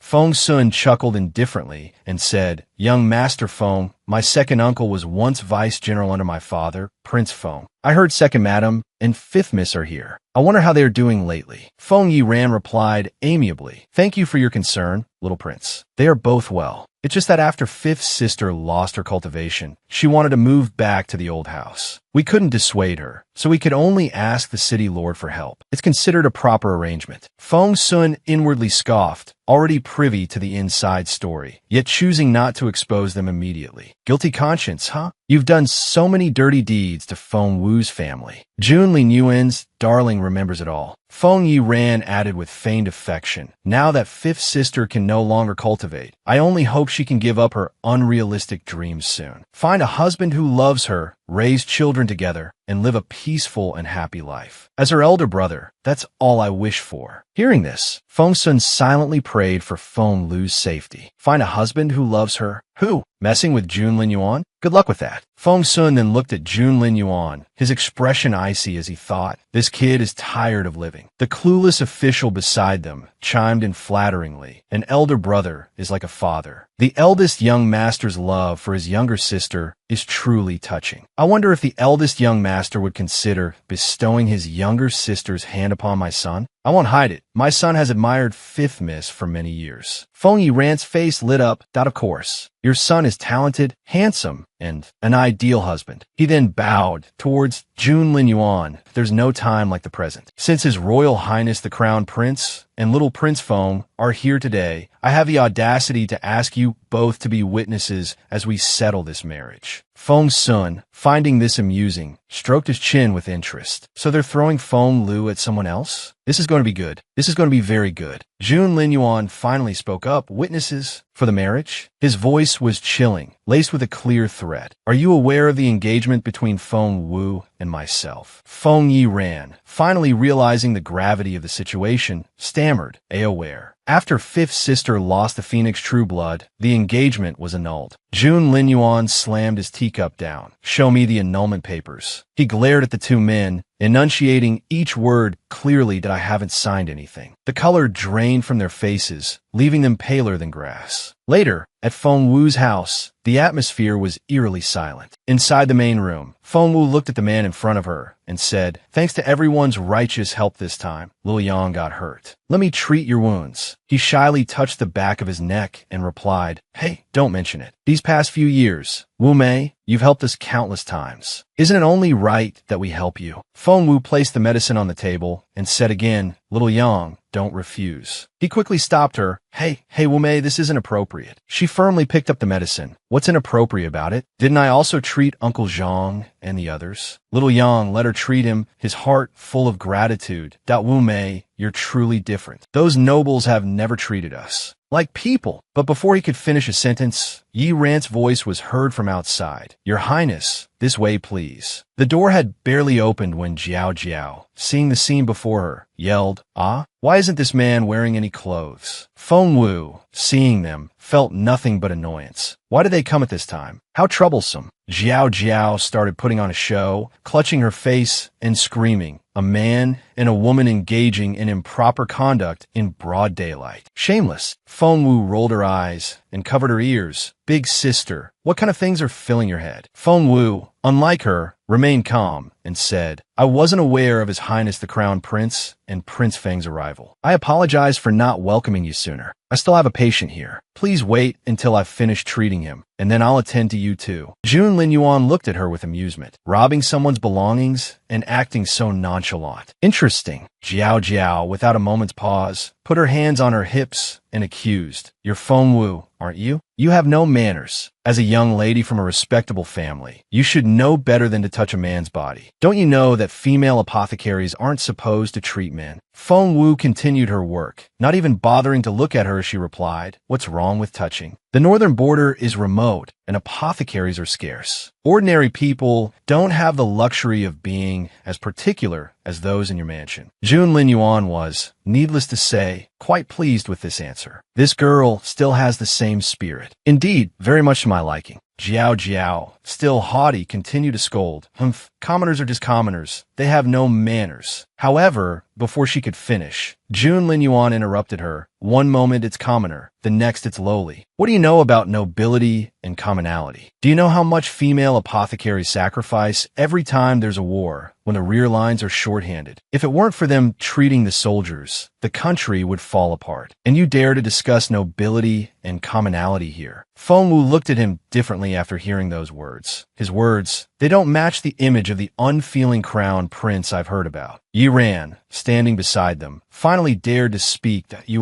"Your Highness, please come to the main hall to rest." Jiao Jiao, walking behind Jun Lin Yuan, fearfully explained, "Jun Ca, I didn't mean it like that." Feng Wu watched them leave, lost in thought. He probably didn't recognize me as Feng Xiao Wu. Keeping the celestial spirit fruit on me is too dangerous, and its potency will gradually weaken. It's best to refine it today. At the banquet, Feng Wu sat stiffly, looking around. Feng Yiran has been extremely cautious since returning from the city lord's mansion. He hasn't been fawning over Jun Lin Yuan, and he didn't even try to step on my foot just now. Strange. That's really strange. The more she thought, the more bewildered her expression became. Moreover, it's almost evening, and I still haven't found a few of the herbs I need. Why haven't they left yet? Feng Sun, seeing himself as her savior, finally spoke up. "We've been talking for so long, yet we still haven't met the second madam. It's quite unusual." Feng Wu felt immense gratitude, her heart crying out. He finally asked. Feng Yiran was afraid Feng Sun would bring up their previous conversation and insist on visiting their mother, which would delay his own plans to refine medicine. Feng Wu, without hesitation, glanced at Yi Ran and replied, "Thank you for your concern, little Prince Feng. My mother is frail and has already retired for the night. It's not convenient to visit her, and my younger brother is still very young." Yi Ran, feeling guilty, quickly interrupted. "Ah, I see the hour is getting late. Why don't we go to the Feng family's mountain villa? It's recently been renovated, and the scenery is quite unique." Feng Wu immediately chimed in. "Yes, our accommodations here are humble, and the food is simple. We have nothing proper to offer our esteemed guests. Going to the villa is a much better idea. I'm really in a hurry," she thought. "The sun is about to set, and my medicine. If I wait until tomorrow, the potency of the celestial spirit fruit will decrease. Just go already." Her anxious demeanor caught Jun Lin Yuan's attention. He smirked intrigued, and feign a question. Feng Wu, just now that commoner mentioned that you two have been gathering medicinal herbs in the Icewind Forest these past few days. Could you tell me about the conditions there? Feng Wu understood. It seemed that even with little Yang's help in fabricating evidence, she couldn't dispel Jun Linyuan's suspicions. This man was a tough nut to crack. Feng Wu stammered an explanation. We only gathered herbs on the outskirts. The interior is far too dangerous for those who can't cultivate. His gaze deepened as he looked at her. He leaned closer, continuing, "Oh, is that so? A few days ago, a demonic beast captured a young woman. She pursued it into the Icewind Forest and killed it, but then she disappeared. Did you happen to see her while you were there?" Feng Wu's heart skipped a beat. Was he probing her so directly because he had discovered something? Despite her apprehension, she replied, "I haven't seen anyone." Jun Linyuan, not giving up, moved even closer. That I'm not familiar with the Icewind Forest. Perhaps you could act as my guide and help me find that young woman? She stole something extremely important from me. Feng Wu angrily pushed his irritating face away, thinking, extremely important, my foot. And why are you getting so close? Just talk normally. But Jun Linyuan grabbed her hand. Suddenly, both of them were enveloped by a powerful force, their hearts racing. This was the first time Feng Wu had experienced such a sensation, a soul-stirring tremor. The force slowly spread throughout their bodies. An irresistible attraction, a desire to merge, pulled them together. Faced with this power, they were completely unable to resist. Their lips were almost touching. Little by little, as if controlled by an invisible force, unable to separate, they kissed in front of everyone. Jun Linyuan didn't resist, kissing her with increasing fervor. Only Feng Wu, her eyes wide with shock, maintained a semblance of control. Feng Wu pushed Jun Linyuan away with all her might. She jumped up from her seat, startling everyone, and shouted, "You, Jiao Jiao," enraged, pointed at her, and scolded, "Feng Wu, you're shameless." Only the two main characters were left blushing with embarrassment. Feng Wu frantically rubbed her lips, wanting to erase any trace of Jun Linyuan. Jiao Jiao, her face dark with anger, glared at Feng Wu with hostility. "Your phoenix true blood is gone. Why are you still clinging to Jun Linyuan? And even kissing him? It's because you're so obsessed with him, and Jun Linyuan pities you, that he hasn't broken off the engagement." Feng Wu wiped her mouth and replied with a sneer, "Oh really? You should ask your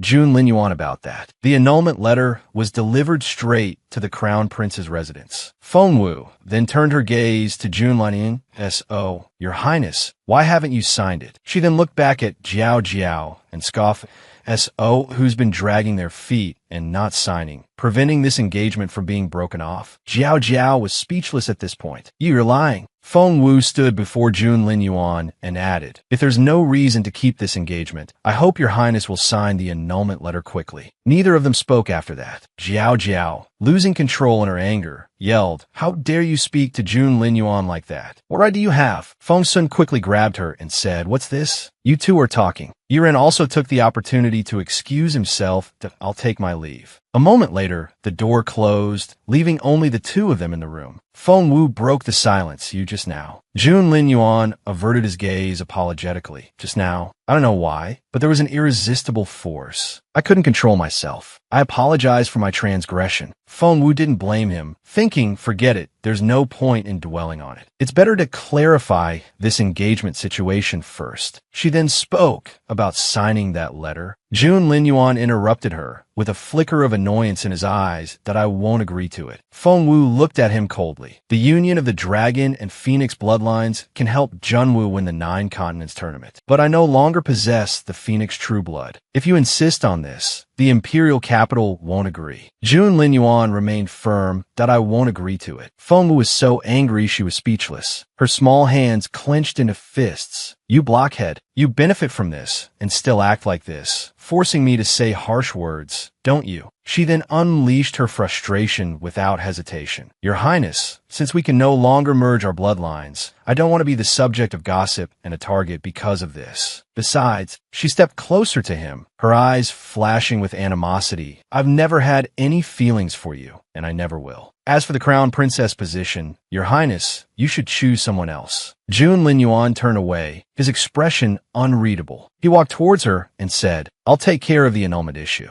I'm the one refusing to sign. I won't let those people give you a hard time about this. Feng Wu, left speechless, could only watch him leave with resentment. Why is this guy so difficult? Before, he suddenly appeared and disrupted my plans, and now he absolutely refuses to break off the engagement. There's definitely something going on here. Feng Wu then pushed thoughts of Jun Linyuan aside and hurriedly wiped her mouth. Forget it. Just consider it as being bitten by a dog. What's a big deal? The urgent matter is cultivating and rebuilding my strength. It's too late today to refine the 9 revolutions soul restoration pill at home. They might come and disrupt me. I'll go to the old lady's place tomorrow morning. I might as well ask her if she knows anything about the soul resonance I felt today. Ugh, this is so frustrating. I'm not going to think about it anymore. That night at the Feng family's villa, scattered papers lay on the table. Jun Linyuan picked up the paper with a mark very similar to the one on Feng Wu when she was entangled by the vibrating string. His expression was somber as he stared at it. Jun Linyuan's gaze didn't waver as he thought. This foolish girl, still exactly the same as before. That was when Feng Wu hadn't yet lost her Phoenix True Blood, when she was framed and delivered the annulment letter to him. This is the annulment letter 5th Miss brought, and that arrogant and stubborn personality. The time Feng Wu impersonated Feng Xiaowu. When he met her by the cliff, her words always hurt others like that. And even when she was covered in wounds, she still didn't ask for anyone's help. When he and she kissed, when their skin accidentally touched. Remembering that, Jun Linyuan lightly touched his thin lips, his expression serene and resolute. If I have to choose, I will only choose her. At this moment, Feng Sun entered from outside. Looking at the contemplative Jun Linyuan, he couldn't help but ponder. Before I went out, Boss was looking at this piece of paper. How long has he been spacing out like this? Last time it was like this when he received the annulment letter, right? Thinking this, Feng Sun spoke up. Boss Jun, about that matter, how far have you two gotten your discussion? Jun Linyuan's eyes flickered, his brows furrowed tightly. He recalled Feng Wu's resolute attitude at that time. I've never had any feelings for you, and I absolutely never will. Suddenly, Jun Linyuan slammed his hand on the table in frustration. Seeing this, Feng Sun tacitly understood. It seemed things hadn't gone well. He then offered some comforting words. Everyone knows that the descent of the dragon and phoenix bloodlines is an auspicious sign, capable of helping Junwu maintain long-term stability and peace, suppressing the 9 continents. But it's unclear why the dragon and phoenix bloodlines appeared as a pair, why there was this kiss. Jun Linyuan closed his eyes, interrupting him. What are you trying to say? Feng Sun replied seriously. Boss Jun, you know that although the true dragon blood can help you reach the pinnacle, the price is also extremely high. Even if you constantly suppress your cultivation, the true dragon blood will automatically absorb spiritual energy from heaven and earth, rising in level. There will come a day when you'll become violent. Only by uniting with a woman possessing the Phoenix True Blood can this be controlled. Moreover, there are so many people within the country watching you like hungry tigers. As your brother, I truly don't want to see you walk down the path of destruction. If Feng Wu herself doesn't want this engagement, I think it's best to sign the annulment letter. For the Phoenix True Blood, isn't there still another person? Although the Zhou family is very close to the second prince's faction, they ultimately also possess the true Azure Phoenix bloodline. As long as we proactively eliminate the head of the Zhou family, the remaining members definitely won't be able to do anything. Jun Linyuan raised an eyebrow, continuing. So, you want to barge into the Zhou family and blow them all up with your spiritual power? Consider it a fiery combat zone. He then patiently explained, the Zhou family's influence is complex. Zhou Qingwan is ambitious and ruthless. It's not as simple as you think. Today's strange events might still have a chance to turn around. Fate is changeable. I won't put my life in someone else's hands, and I certainly won't marry a woman I don't love for this. It seems like all the advice I've given has been for nothing. Feng Sun sighed inwardly. Now that the immortal spirit fruit is also lost, the plan has failed, and this trip has been a waste. After thinking it over, he spoke up. Hey, Boss Jun, do you think it's possible that Feng Xiaowu is actually Feng Wu? Did you notice anything? Jun Linyuan's face puffed up in anger as he retorted, "How could that silly girl be her? It's not her." Feng Sun could only feel helpless towards this lovesick young man. Just how much has he been wronged, he thought. Then he touched his forehead. Isn't it her? Then what about Bauer's illness? I've already told the city lord to pursue Feng Xiaowu and make her atone for her crimes. It's all my fault for trusting that girl so easily. Jun Lin Yuan said with a serious face, "This isn't your fault. I've heard that the medicine saint, Ba Yi, lives in North City. Let's go seek medicine from him tomorrow morning. It just so happens I have another matter to consult him about." The next morning, at Feng Wu's residence, she looked at I Chi in the tub and said, "This is the last medicinal bath. After this, you'll meditate and open your meridians one more time, and your waistwood body will be fully formed." I Chi thought of the two siblings who had taunted him and complained. They even said sister is strict with me and doesn't let me cultivate. They don't know how hard sister has worked, how much effort she's put in to turn my fake waistwood body into a real one. Feng Wu patted his head reassuringly. "From now on, you can cultivate normally, and your cultivation speed will be even faster than theirs." He clenched his fists, looking at her with determination. "Then they won't dare bully us anymore. I'll beat them flat," she replied. "Sister's going to see old Ba for some medicine. I might be gone for a few days. You stay home and take good care of Mother and Thursday Lin." He answered excitedly, "Don't worry, sister. Leave it to me." A while later, at old Ba's house, laughter could be heard from outside. "Little Wu, it really is you. I've been studying this ancient method for days, and you've solved the point I was stuck on as soon as you arrived. I must treat you to some good tea." Feng Wu said politely, "Old Ba, I also have something to ask your advice about." He readily replied, "Oh, what is it? Are you having trouble with alchemy?" Feng Wu hesitated before speaking. "It's not about alchemy. Twice now, I've come into contact with someone's skin, and I suddenly felt a tightening in my chest, a tremor in my soul, an unconscious urge to get closer and merge. That feeling, it's like a part of them belongs to me." Old Ba stroked his beard and chuckled. It seems to me you've caught the love bug. Little Wu's all grown up and has taken a liking to someone." Feng Wu glared at him, annoyed. "Old Ba, can you be serious?" "I'm being serious with you." Old Ba also turned serious. "Based on your description, it sounds a lot like some kind of resonant power."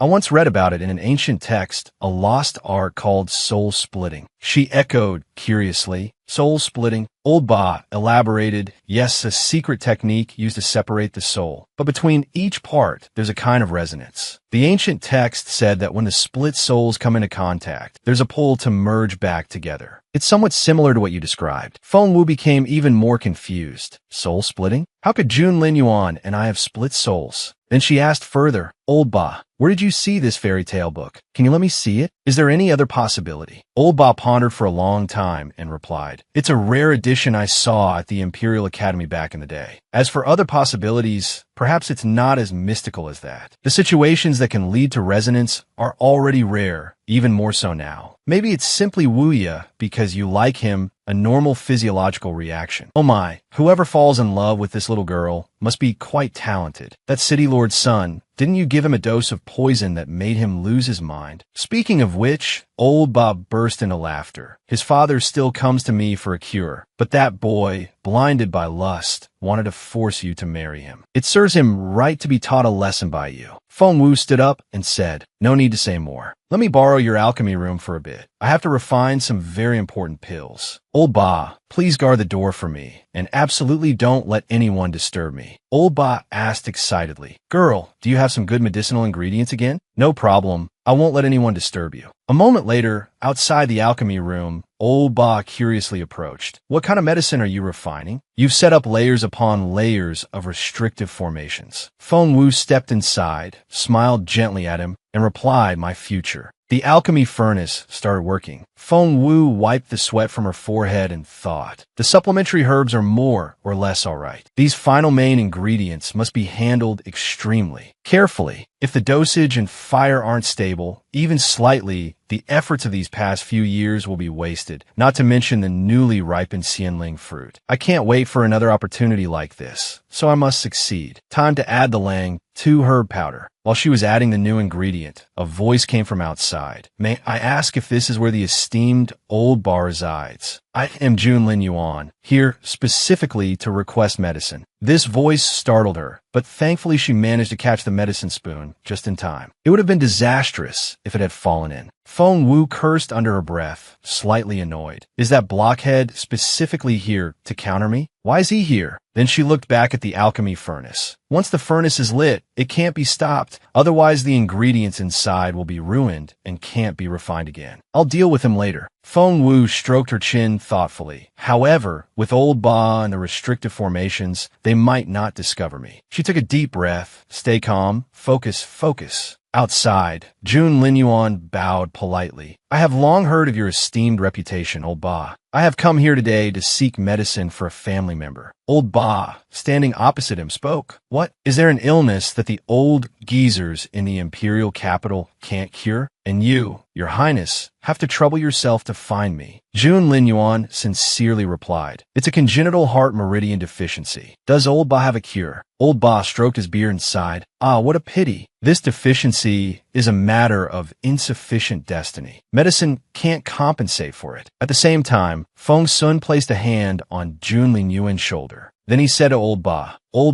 are there any prescriptions or spiritual herbs that can prolong life? Old Ba raised a finger in explanation. The ice phoenix ginseng, a treasure within the ice phoenix forest, absorbs the essence of the sun and moon. It can maintain life until the age of 20, at least. You come at the right time. The Xianling fruit only bears fruit once every 100 years, and by my calculations, it's about time. Hearing this, Feng Wu jolted. Jiao glared at Old Ba. Only Feng Sun and Jun Lin Yuan stood there awkwardly in silence. Jiao, her mouth faster than her brain, shouted, the Xianling fruit. It was stolen by that little thief. And she even injured young Master Jun. Old Ba looked worriedly into the alchemy room. That little thief couldn't be Wu Yitu, could it? She seemed to be headed towards the ice phoenix ginseng earlier. Looks like you all are going to suffer. This seems like something Wu Yitu would do. His gaze caught Jun Lin Yuan's attention. While Old Ba was talking, Jun Lin Yuan peered through the crack in the door. The centennial Xianling fruit is rare. There are bound to be many who want it. Who is that little thief? Inside, Feng Wu, feeling guilty, muttered to herself. It's me, Old Ba, so please send them away quickly. I think I can feel someone staring at me. I, Jun Lin Yuan, am taking the Xianling fruit to prolong someone's life. Someone with a congenitally damaged heart meridian won't live past 10 years old. It must be his little sister. I'm sorry, little one, but I really need it too. Once I cultivate further and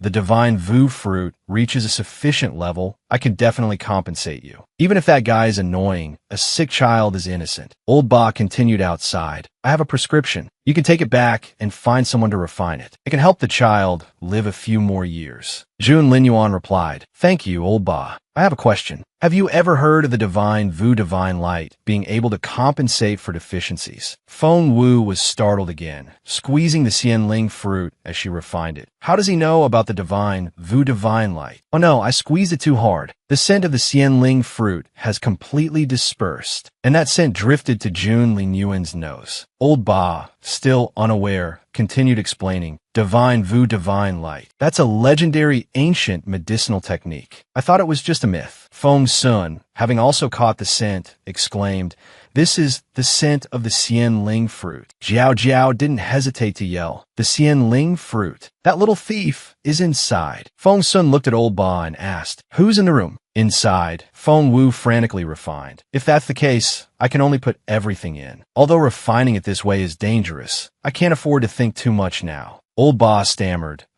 it's the alchemist from the neighboring town. He's using my alchemy room. Outside, Jiao attacked the defensive barrier while cursing. Open up, you damned thief. Come out here. Jun Lin Yuan thought to himself. I should have known she would come here to refine it. I can't let Jiao see what she's doing. Feng Wu watched the defensive layers slowly crack, sighing, Good thing I set up 3 layers of formations. But the spirit stones in the spirit stone formation won't last much longer. She hastened the refining process. I can't save the spirit stones now. Faster.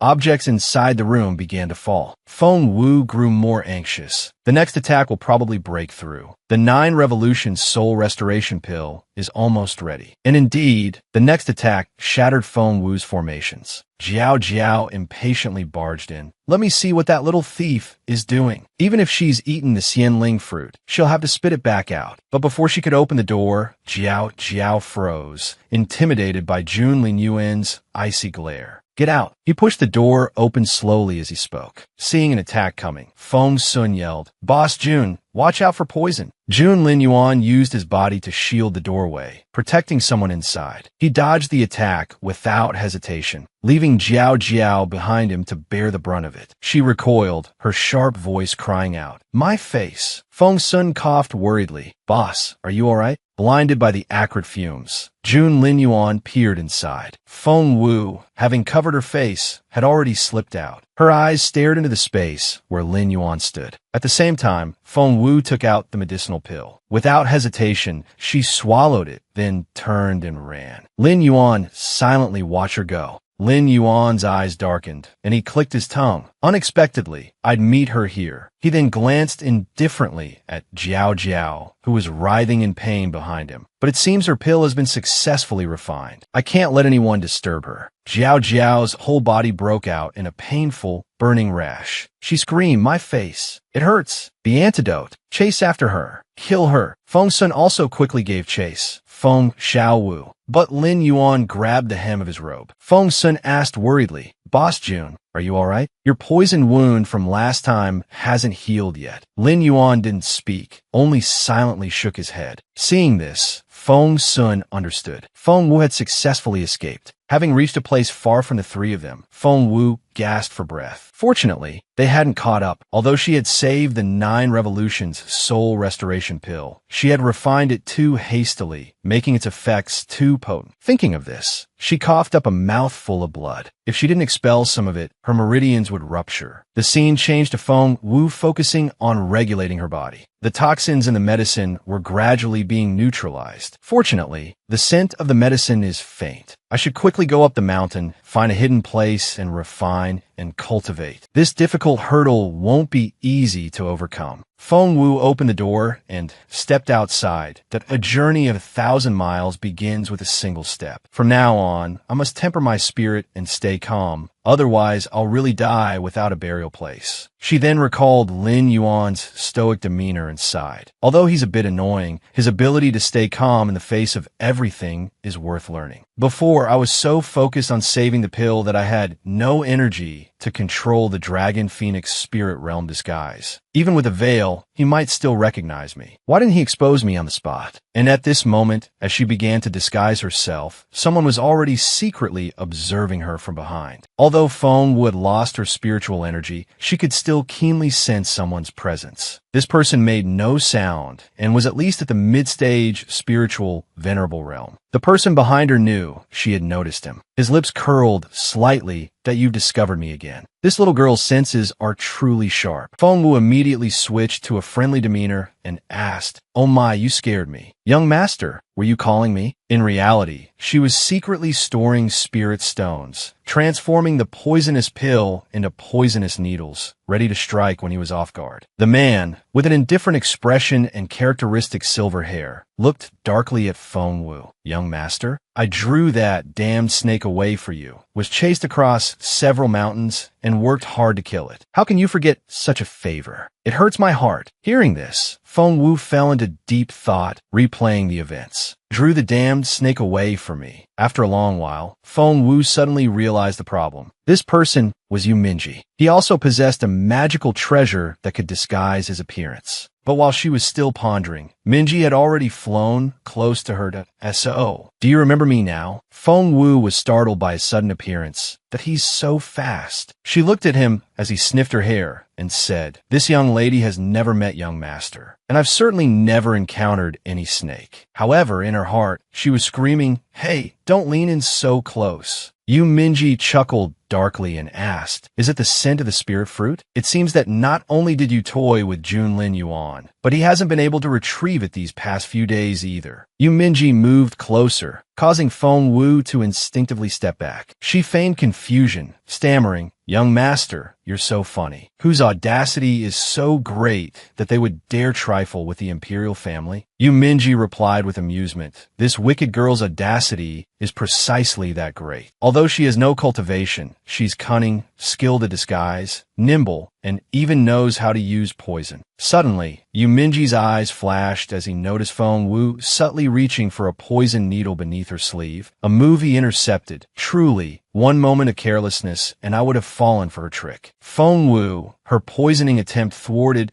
could only meekly allow him to put his arm around her shoulders. "That I really like you. I want to be friends with you." A voice called from the distance. "See her? Why aren't you chasing her? Stop dawdling." Another voice chimed in. "Boss June is already injured. What if she ambushes you? How am I supposed to explain that to your cousin?" Hearing this, Yu Minji asked Feng Wu in surprise, "So you have a little tail?" Feng Wu, left with no other choice, began to formulate a new escape plan. Yu Minji wasn't intentionally targeting her. He simply wanted to see Jun Lin Yuan make a fool of himself. If that was the case, Feng Wu, without hesitation, took Yu Minji's hand and whispered in his ear, "Since we're friends now, helping me stall them wouldn't be too much to ask, would it?" She looked at him with a confident smile and asked, "Well?" Yu Minji placed a hand on his chest and cheerfully replied, "My utmost pleasure, my friend." Moving to a different location, a cave in the outskirts of the northern city, Feng Wu set up a protective formation outside and said, "A cunning rabbit has 3 burrows. It's a good thing I prepared this hiding place beforehand." She used spirit formation stones to seal the cave entrance, making it appear as a solid cliff face to anyone passing by.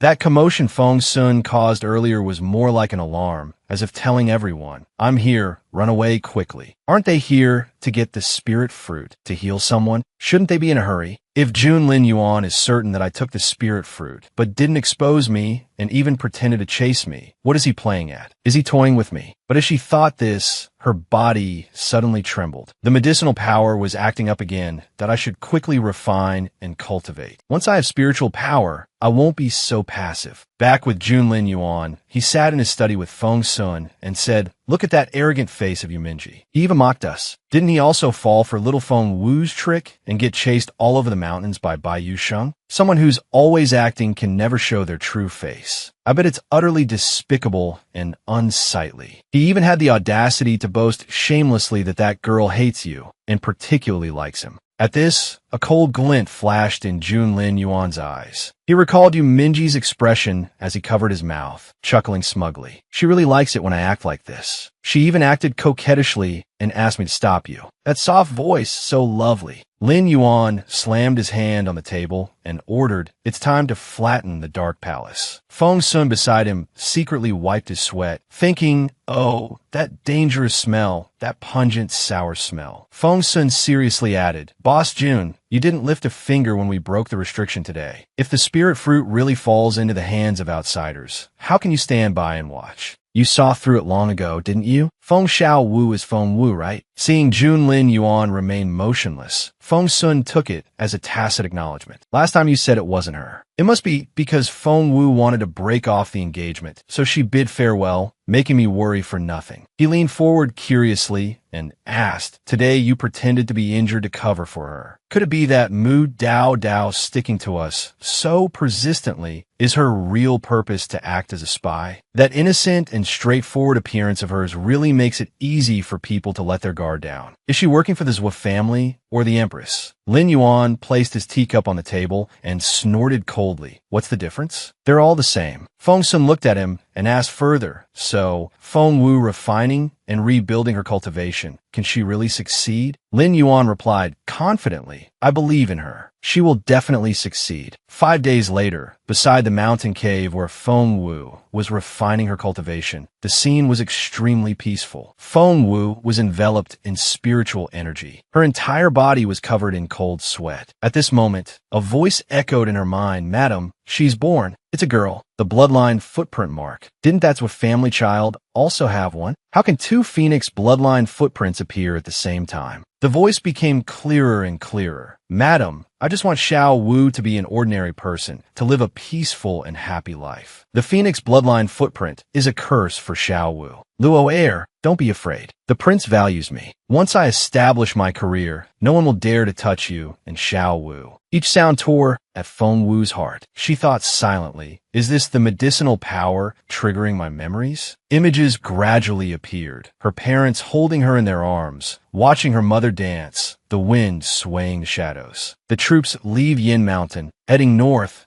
again. Rest assured, spread your wings and chase the south wind. May I be like the stars, you like the moon, shining brightly together every night. The moon temporarily dims, the stars shine brighter, waiting brightly for the moon to shine together again. But after those happy images came a devastating night. "Madam, it's terrible. The entire scouting party, led by the old master, has disappeared in northern Yin. The second master is gone, leaving behind a widow and orphan. Won't the old madam and the eldest young master be able to control them at will now? Who says they won't? The benefits brought by young Miss Wu's Phoenix bloodline footprint are immense." The old madam sat high above, looking down at Feng Wu. She said coldly, "Look, our Feng family has the Phoenix bloodline footprint. In the future, she will be the crown princess, the empress. Now, rising to the 9 great clans, so many people are scrambling to flatter us. What is this little bit of yours?" Blood trickled from Feng Wu's lips. She thought with difficulty, the final moment, is this the trial of the heart demon? Then the image of Zhuoqing Yuan appeared. She tempted her, saying, "Xiao Wu, we will be the most dazzling dual emperors, standing together at the peak of the 9 continents. With Feng Wu, there will be Zhuoqing Yuan. With Zhuoqing Yuan, there will be Feng Wu, right?" Zhuoqing Yuan took Feng Wu's hand unguardedly. "Right? With me there will be you. With you there will be me." It was like the inseparable bond between 2 jade pendants. Feng Wu struggled to regain her composure. "I only have this one chance to refine and rebuild my cultivation. I absolutely cannot be trapped by the demons of my past." Zhuoqing Yuan, now filled with killing intent, appeared again, her sword pointed at Feng Wu. "Who wants to be called co-emperor with you? In this world, the only person who can possess the true Phoenix blood is me." Feng Wu swore to herself, "Zhuoqing Yuan, it was you who betrayed our friendship, who broke our oath." Zhuoqing Yuan spoke with arrogance. "From now on, my name is Zhuoqing Lone. Qinglong Fire Phoenix, king of all birds. I, Zhuoqing Lone, am the only true phoenix of the Junwo Empire." Feng Wu frowned. "Oh, what if my true blood footprint fell to the bottom? It's just starting over." She felt enveloped by her master's protective presence, a purity that dispelled evil thoughts that I will succeed. I must succeed. Master is still waiting for me. Just a little more, and my true blood will be reformed. Feng Wu's eyes suddenly widened. Her rebuilding was successful. The true blood had returned to her body. Feng Wu entered the Dragon Phoenix space. Before her was a house veiled by curtains. Feng Wu slowly approached. "After activating the Divine Phoenix blood, I can finally enter the Dragon Phoenix spiritual realm. Everything here is unchanged. I can almost smell the incense Master loved." Touching the object her master left behind, she couldn't help but shed tears. "Master, where are you?" Suddenly, a voice called from behind Xiao Wu. Feng Wu immediately turned, her voice urgent. "Is that master calling me?" Her footsteps quickened as she rushed towards the voice. It was her master's voice. Was her master still alive? Her eyes suddenly froze. "This place it's where I was first pulled into the Dragon Phoenix space, where I met Master." That's before her lay her master, silent and motionless. The sight made her choke back a sob. "Master!" She ran towards her. Feng Wu shook her master's arm, her voice thick with emotion that it's been 5 years. "I finally see you again. Why do you keep your eyes closed?" Where she touched, a light emanated from her master's body. Her master's voice came through a spatial storage technique. "Xiao Wu, Master believed you would succeed in your recultivation, so I left this remnant thought." Feng Wu clung to her master, sobbing.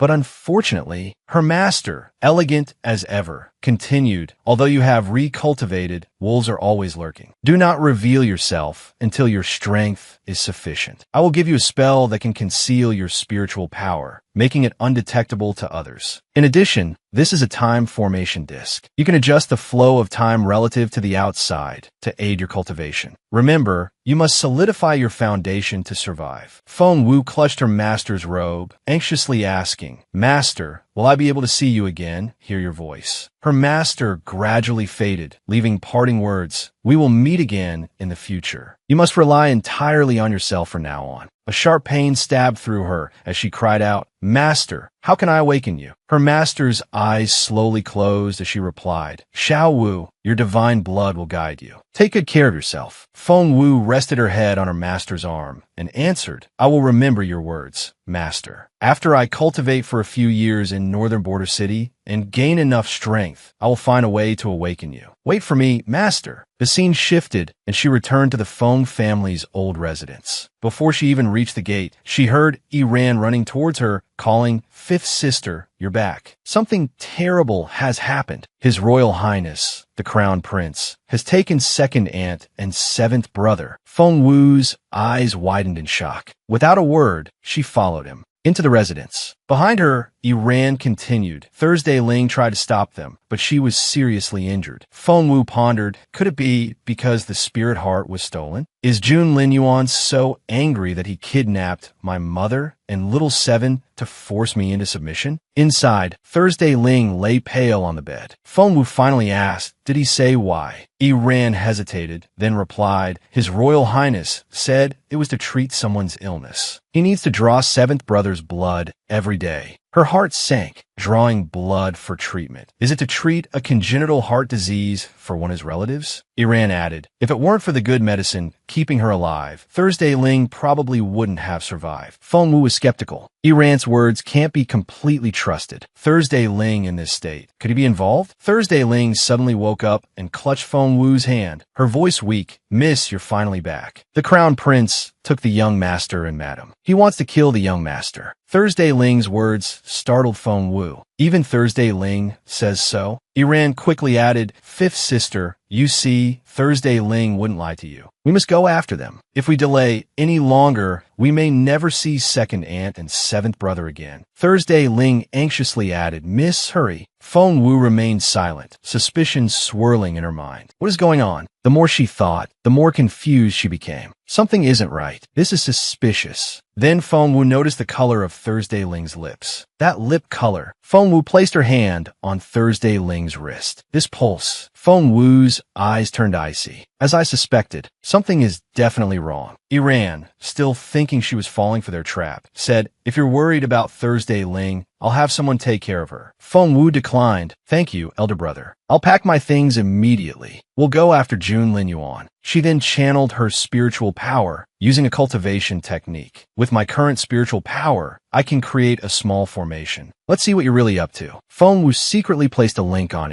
Iran. As Feng Wu left, Iran and Feng Lu walked over, waving goodbye. "Fifth sister, we'll leave in half an hour." Feng Lu couldn't wait and turned to Iran, asking, "Elder brother," seeing her rush off like that, "she must have believed us." He replied darkly, "Thursday Ling has been drugged. She'll believe anything I say." As for Feng Wu, he sneered, a triumphant smile spreading across his face. "She wouldn't believe me, but she'll definitely believe Thursday Ling." Feng Wu broke off the engagement, and His Royal Highness, the Crown Prince, not only didn't get angry, but he even warned Miss Moon not to cause trouble over the broken engagement. This shows that the Crown Prince still has feelings for Feng Wu. I just didn't expect him to invite Feng Qi and her mother to the imperial capital as well. Iran clicked his tongue. Even though Feng Wu is a good-for-nothing without spiritual power, I absolutely will not let her get entangled with the Crown Prince. Feng Lu chuckled derisively. That's why we set this trap. The dark shadow wolves gather in the ice forest. We just need to have someone lure a small group. He continued, his voice cold and filled with killing intent. And Feng Wu will die by the mouths of magical beasts on her way back to the imperial capital. A death without evidence. Feng Wu, on the other side, clearly heard every word of their conversation. She said scornfully, each word dripping with contempt, "I like to see how you're going to kill me. A good-for-nothing without spiritual power." But Feng Wu couldn't help but wonder, but why did Jun Linyuan take my mother and little Qi? There are no signs of a struggle in the room, which means there was a negotiation. The only thing of value they have is Little Chi's wastewood constitution. Could it be that Jun Lin Yuan intends to use wastewood blood to cure a congenital disability? Just like the ridiculous suggestions of those mediocre physicians in the imperial capital, Feng Wu stood up to leave.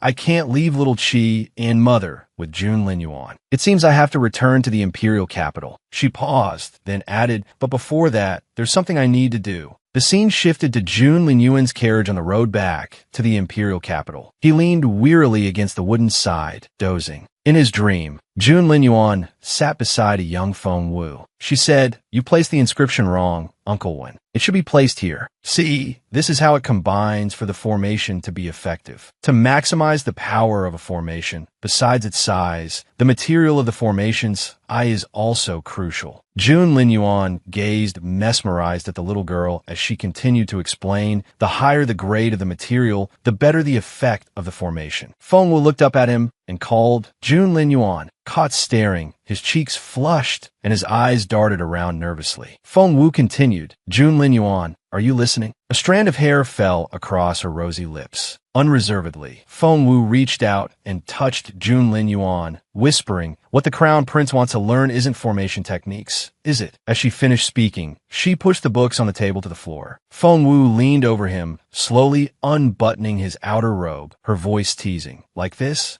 Jun Lin Yuan grasped her hand, bringing it to his lips with a look of infatuation, a hint of disappointment in his voice. "I asked this all? I want to see more." Suddenly, a dark force seized her, and her voice weakened as she looked at him. "I'm afraid there won't be a chance." The scene was etched deeply into Jun Lin Yuan's heart. He strained to reach out and hold on to her. Suddenly, Jun Lin Yuan jolted awake, his face filled with confusion. Feng Sun, beside him, asked with concern, "What's wrong, boss? Has the dragon phoenix blood started acting up again?" Jun Lin Yuan lowered his eyes, a sense of unease filling him. "Oh," he replied, "I have a very bad feeling." Then he gave further instructions. Send a message to Xian Yi to go to northern border city and pick up Feng Wu. Assign someone to escort second Madame Feng to the imperial capital with Steward Feng. We'll return immediately. The scene changes to Old Man Ba's house. "Little girl, everything you need is in this storage bag. Check it." Feng Wu looked at him.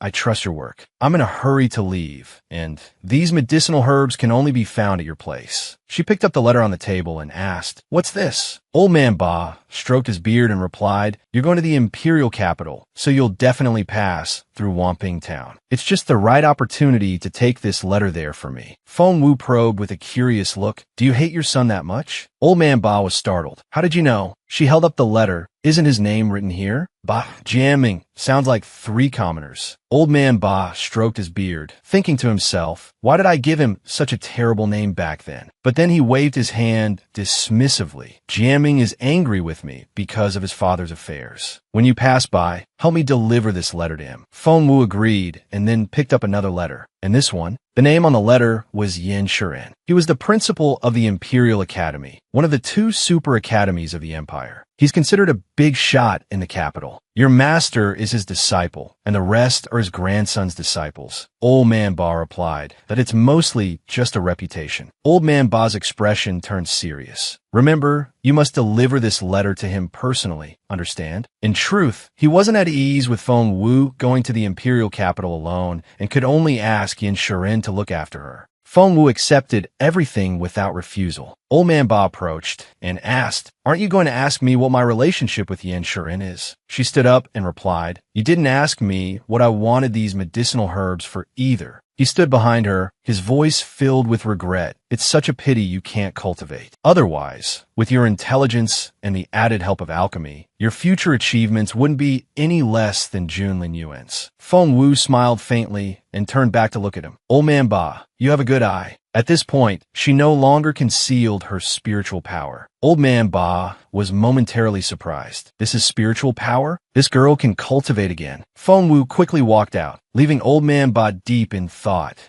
So strange. If she hadn't deliberately shown it, I wouldn't have noticed at all. I originally thought that by asking Old Yin to take Feng Wu as a disciple, I would owe him a great favor. But this time, I've delivered him a monstrously talented disciple. Old Yin will owe me a huge favor now. The scene changes to Feng Wu's departing caravan. Feng Lu had arranged for them to be at the rear of the caravan. Inside the carriage, Feng Wei took the opportunity to cultivate her spiritual energy and conceal her true strength. She had a good understanding of their intentions. The initial plan was to abandon her when the wolves attacked, but it inadvertently provided a quiet environment for cultivation. I've wasted 5 years, and I have to work hard. The strength of a level 4 spiritual master is still not enough to deal with my enemies in the imperial capital. I must become stronger. The spiritual blood on Feng Wu's forehead glowed. In just a moment, she broke through to level 5 spiritual master. Looking at the results before her, Feng Wu secretly rejoiced. Is it because I've cultivated once already? Not only is my cultivation speed faster, but the intensity of my spiritual power is also stronger than it was at the same level before. On Ran's side, they had already begun to act. The sound of Feng Lu's orders carried from a distance. You, go lead a few black wine wolves from the Valley of Death here, and have them charge straight at Feng Wu's carriage. The subordinate immediately replied, Yes, Mississippi. Hearing this, Feng Wu's eyes flashed with disdain. It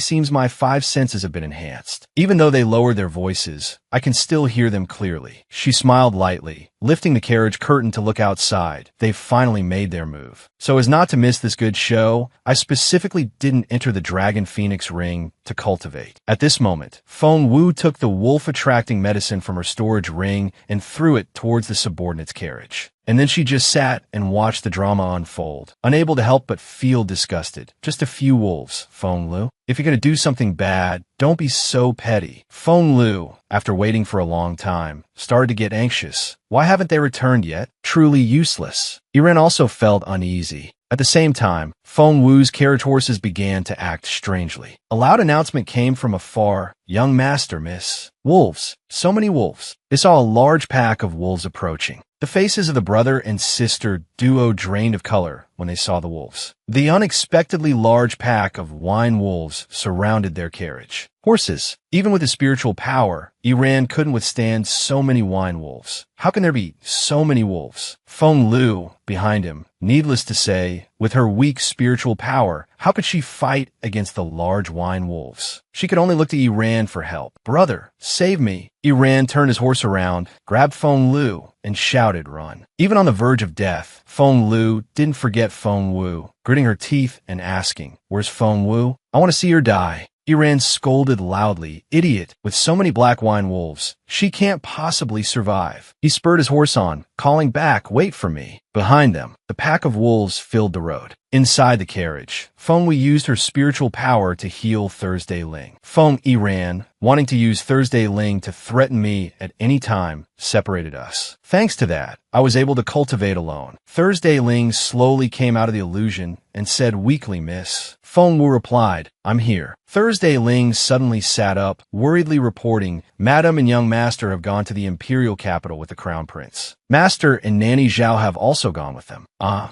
wanted to tell Miss immediately, but the eldest young master suddenly appeared, and then Feng Wu quickly reassured her, I know everything. You did very well. Otherwise, I wouldn't have been able to use this poison to cure poison. Take this and rest in the carriage. Don't wander around. Thursday Ling took the spirit stone from her hand. Miss, where are you going? Looking at the scene before her, Thursday Ling's eyes widened in astonishment. Could it be? Miss, can you cultivate now? Feng Wu's entire body seemed to be enveloped in flames, her eyes burning red as she stepped outside. Her movements were as swift as an arrow, as powerful as a soaring dragon, her arrival like a clap of thunder, her presence as steady as a flowing river. Inside the carriage, Thursday Ling was overjoyed. She succeeded. She really succeeded. Then Thursday Ling recalled the past, the countless times they faced life and death to gather medicinal herbs, the countless days and nights of relentless research, the countless times they nearly lost their lives and returned. Mrs. 5 years of day and night effort had finally paid off. Feng Wu, fighting outside, yelled at the wolf pups, Don't run. Come here and help me break through to the spiritual Grandmaster realm. Thursday Ling secretly wiped away her tears. This is the young miss who, with a single sword strike,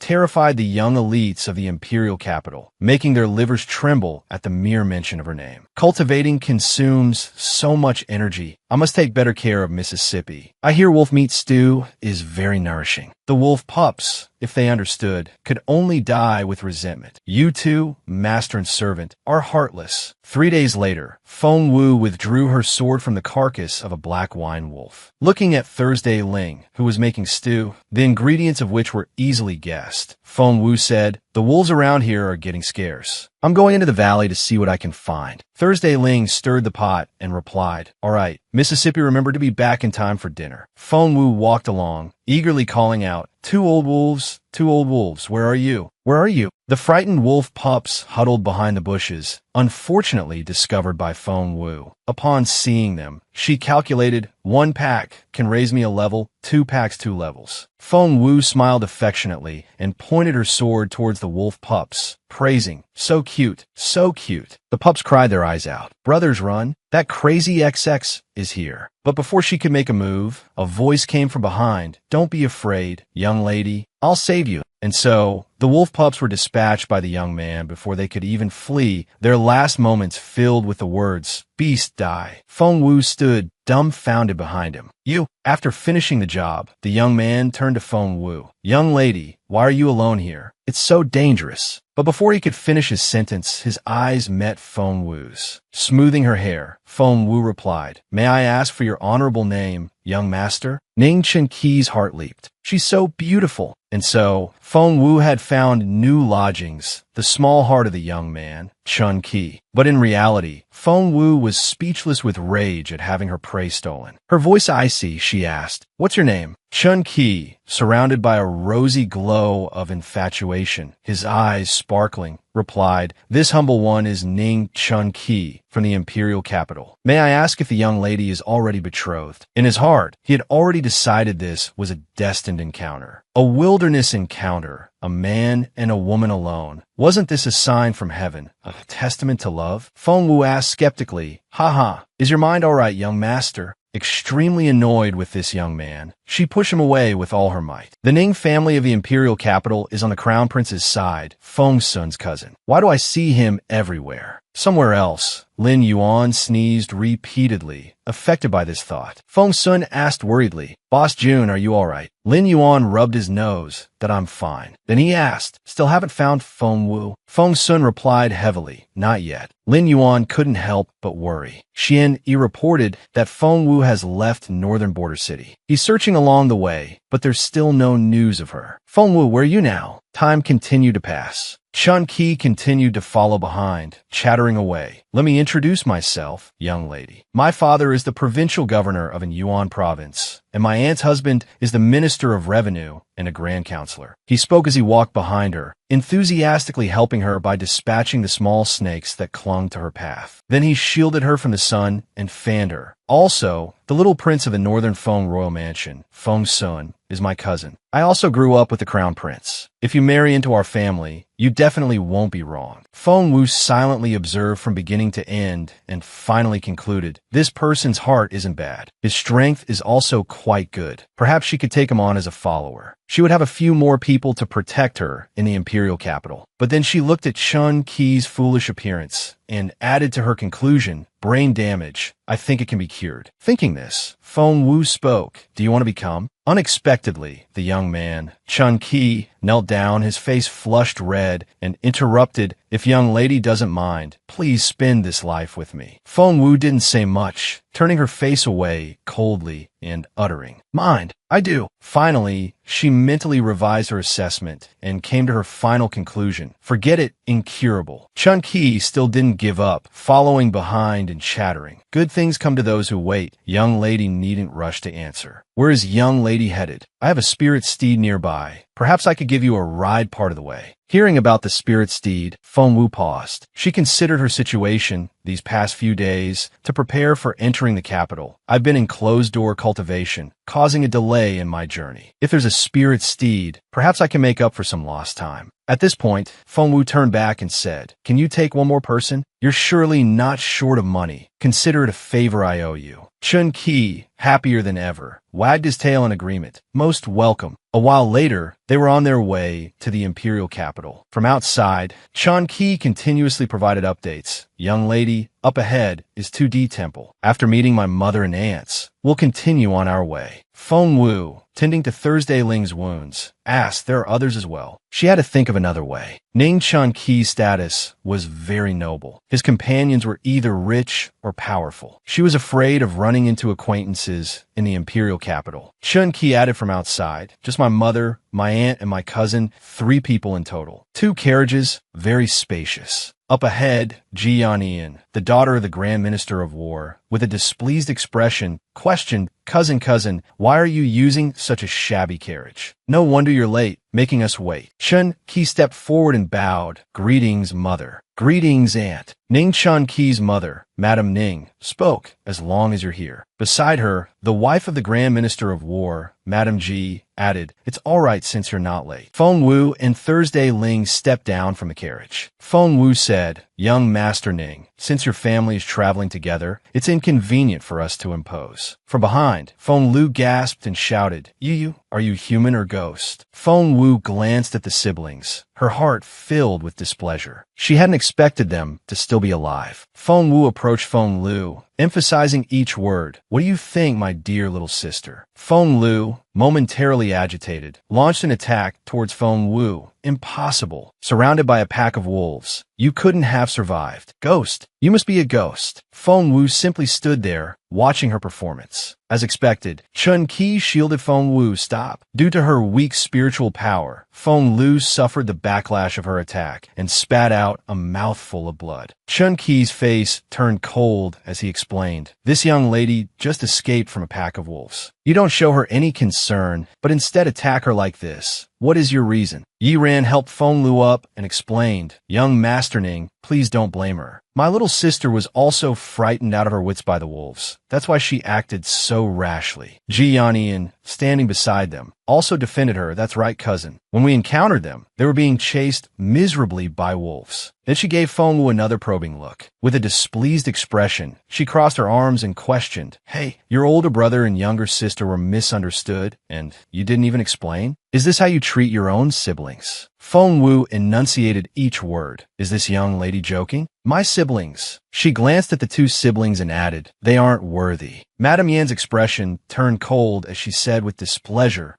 bullying the weak. It's truly unfortunate for a family to have such a vicious woman. Madame Ning, standing behind her, said softly, elder sister, you're being too harsh. I think this young lady is just straightforward, rather endearing. Actually, Feng Wu shot Madame Yan an annoyed glance. Chun Ki spoke up, Aunt, I invited this young lady to travel with us. He turned to Feng Wu and explained, young lady, please don't take it to heart. My aunt is a bit old-fashioned, but she means well. Feng Wu smiled faintly and replied, don't worry, I don't hold grudges against those who are about to die. Madame Yan's face hardened. What did you say? Yin Yin shouted angrily, pointing at Feng Wu. How dare you? You dare curse my mother. Feng Wu didn't bother to look at him. Curse? What curse? Like waking up in the middle of the night with a racing heart, a splitting headache at precisely 3 p.m., or a persistent dull ache in the abdomen after every meal. Each word seemed to pierce Madame Yan's ears. She maintained a defiant front. I just caught a chill from sleeping with the window open a few days ago. A few doses of medicine will cure it. It's hardly a terminal illness. Madame Ning, however, was more perceptive and worried. Could this young lady actually be right? She wondered, observing her sister's reaction. Thinking this, she walked over and took Feng Wu's hand. Young lady, we met on the road. Perhaps it's fate. Where are you headed? Suddenly, Madame Ning clutched her stomach and cried out, my stomach? Madame Ning was drenched in sweat and spoke weakly, my stomach, it hurts so much. Feng Wu calmly looked at Chun Ki. Young Master Ning, help me. Madame Yin rushed to her side anxiously. Sister, what's wrong? Unaware of the situation, Yin Yin angrily charged towards Feng Wu. You foul-mouthed wretch. My aunt was perfectly healthy. This is all because of your curse. What are you trying to do?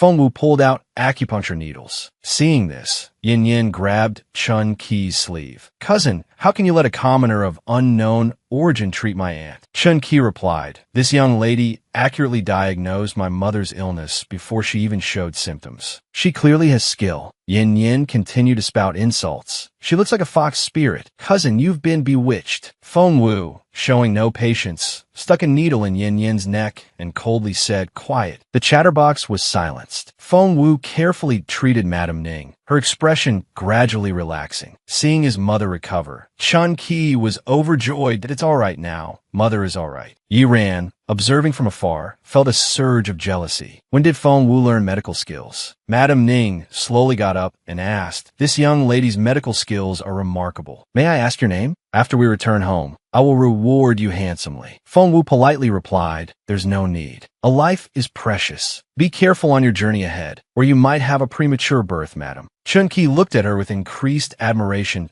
"Ah, yes." Fengwu glanced at Yin Yin. "That needle will dissolve in 3 days." Fengwu didn't linger long, turning to leave and waving goodbye. Their paths diverged. They couldn't travel together, and so they parted ways here. Chun Qi helped the others into the carriage and then looked back at Fengwu. "Miss, we are fellow travelers." Suddenly, the horse beside Fengwu became agitated and reared up. Her sharp eyes noticed something amiss. The surrounding atmosphere grew chaotic. Crows filled the sky. Fengwu drew her sword. Worry etched on her face. "Not good. Why have they come so early this year?" She quickly mounted her horse and sped off. Chun Qi urgently called out, "Miss, why such haste?" She replied immediately, "The demonic beasts are coming. Take care." Hearing this, Chun Qi urged, "Aunt, Yin Yin, quickly get in the carriage." The forest rapidly descended into darkness, but glowing red eyes became increasingly visible. Riding behind, Chun Qi shouted his thanks. "Miss, thank you for the warning." Fengwu felt a pang of regret. "If only we also had spirit steeds, we would be much more comfortable now." But it's strange. This time the demonic beasts aren't as chaotic as before. It's like they're fleeing. Could it be? Suddenly, a thought struck her, and her horse came to a halt. Fengwu's apprehension grew. Could it be? The earth dragon is stirring. Chun Qi, concerned, said, "Miss, your horse is getting weaker. Why not join us in the carriage?" Inside, Yin Yin listened to their conversation with displeasure. "Well then, I'll trouble young Master Chun." "Not at all, not at all." A murderous glint flashed in her eyes as she looked at the spiritual energy in her hand. "You wretch, daring to humiliate me. I'll take your life." As Fengwu and Thursday Lin walked past the carriage, Yin Yin launched an attack. Chun Qi, caught unawares, shielded the two of them. "Careful, take my hand." Fengwu finally saw the attack. She nimbly dodged the blow, but it pierced through the two horses. The injured horses bolted in panic. Yin Yin, speechless with terror, covered her face. Inside the carriage, Madame Ning clutched her stomach in pain.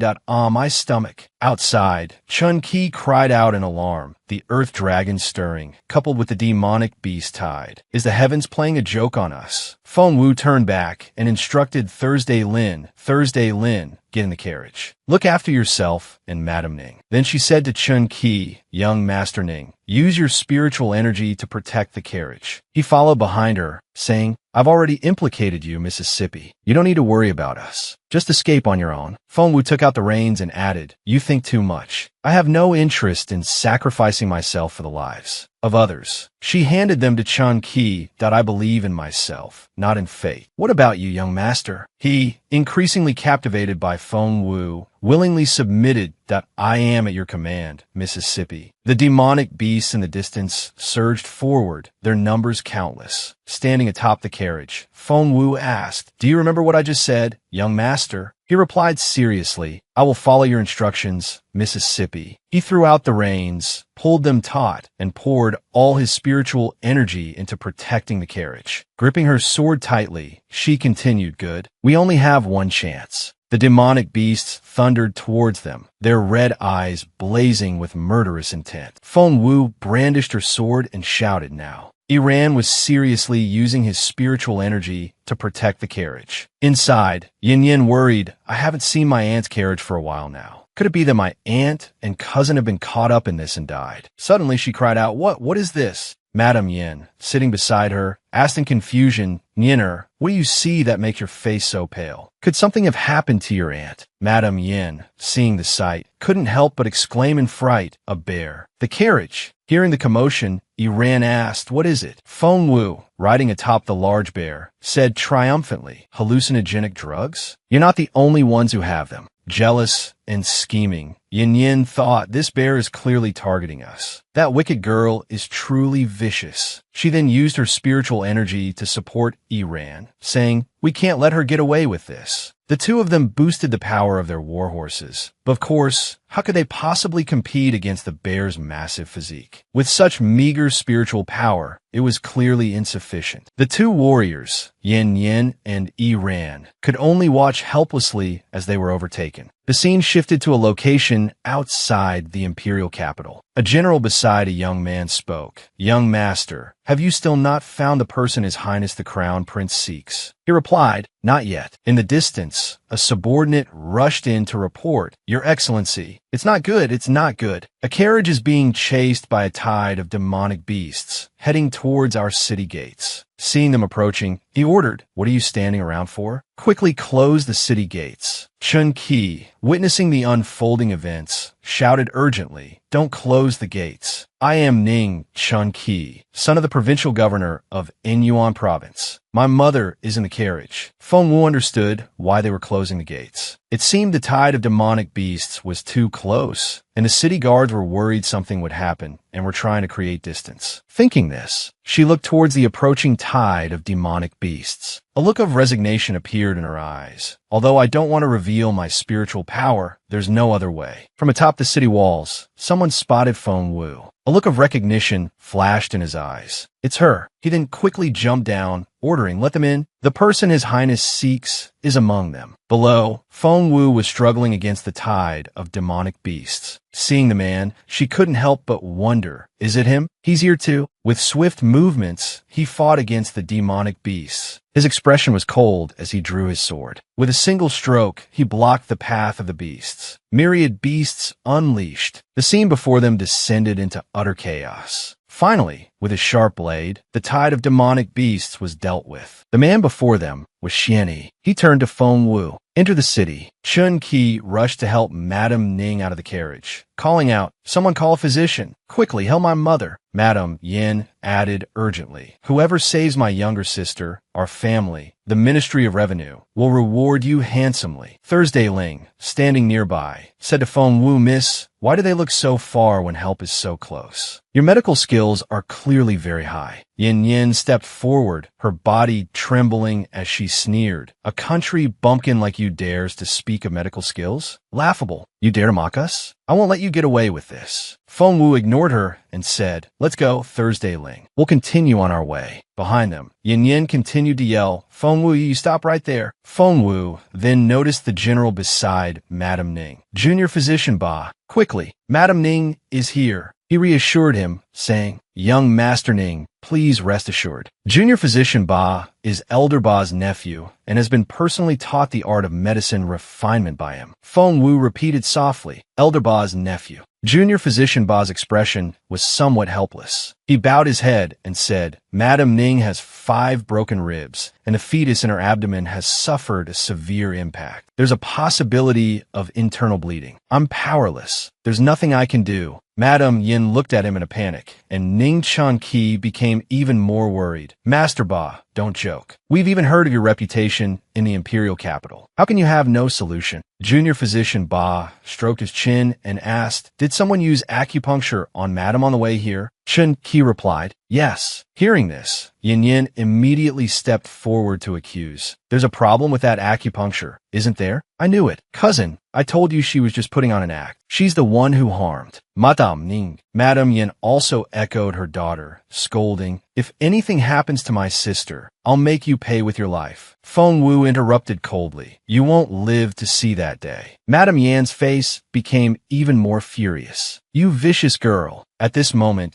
Junior Physician Ba spoke with an anxious expression. No, no. If this young lady hadn't used acupuncture on Madam, I'm afraid she would have already passed away. If we want both Madam and the fetus to be safe, we need this young lady to act. Hearing this, the mother and daughter, Yin Yin and Madam Yin, started to panic. How can that be? The general then added, Junior physician Ba has practiced medicine in our city for many years, but this is the first time he's shown such reverence for another medical practitioner. Shen Qi then looked at Feng Wu with pleading eyes. Young lady, please help us. Feng Wu closed her eyes and replied, Fine, consider it helping Elder Ba teach his nephew. Then she instructed, find a clean room and prepare hot water. Yin Yin angrily shouted, How dare you? How dare you order Junior Physician Ba around like that? However, Junior Physician Ba happily trotted off to fetch the water. Inside the room, Madam Ning spoke weakly. Thank you, young lady. If possible, her eyes filled with tears as she looked at Feng Wu. Please save my children. Tell them I love them. Feng Wu used her spiritual treasure to treat Madam Ning's injuries first, then comforted her. Madam Ning, it would be better if you told them yourself. The light from Feng Wu's fingertips entered Madam Ning's body and reached her heart. Junior Physician Ba observed from the side and couldn't help but exclaim, Amazing! This young lady is so young, yet her control over healing light is so masterful. If it were me, I would have to cut open the skin to treat the internal injuries. Feng Wu took out a small knife and instructed, Next, we need to perform a C-section to get the babies out. One of them has the umbilical cord wrapped around its neck, so it will be quite difficult. Ning Chan Qi bowed and said, The safety of my mother and younger siblings depends entirely on you, young lady. A moment later, 2 beautiful babies were safely delivered. Junior Physician Ba held one of the babies and exclaimed, The umbilical cord really was wrapped around its neck. Then Feng Wu touched the navel of the baby with the umbilical cord around its neck with her spiritual treasure, and immediately afterward, a cry rang out. Madam Ning was finally safe. She looked at Feng Wu gratefully. Thank you,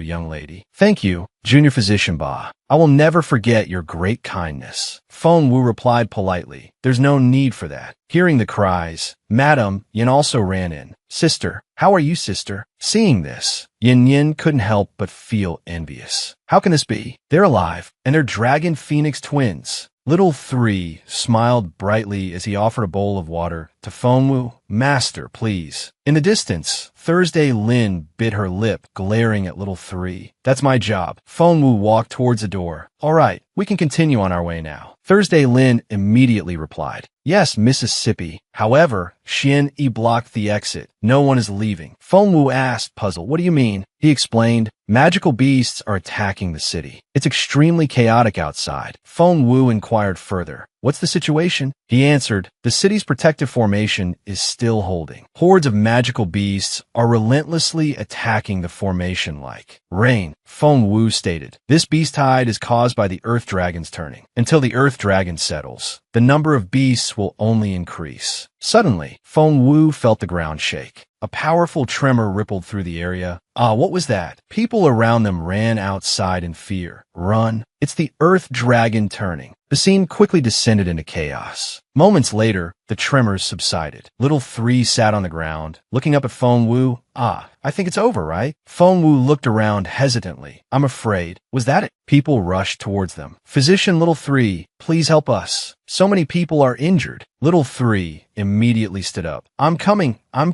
Feng Wu stopped him. Wait. The people misunderstood and yelled angrily. Wait for what? Lives are at stake. Feng Wu calmly addressed them. Please bring all the injured to that open area. The earth dragon has only paused momentarily. It's dangerous to stay inside. Besides, treating everyone individually will waste both the victim's time and the physician's resources. She then turned and called Thursday Lin. She handed Thursday Lin some cloth strips. Use these to categorize the deceased, the critically injured, the seriously injured, and the lightly injured. Bring the critically and seriously injured to me. You all can handle the rest. A man looked at Little 3. Little 3 glared at the man and snapped. What are you staring at? My master's words are my words. Now I get to work. A moment later, the medicine kit was ready. Thursday Lin applied medicine to a victim's wound. This medicine was made by my mistress. It's very good. The pain will be gone soon. The person groaned gratefully. Thank you.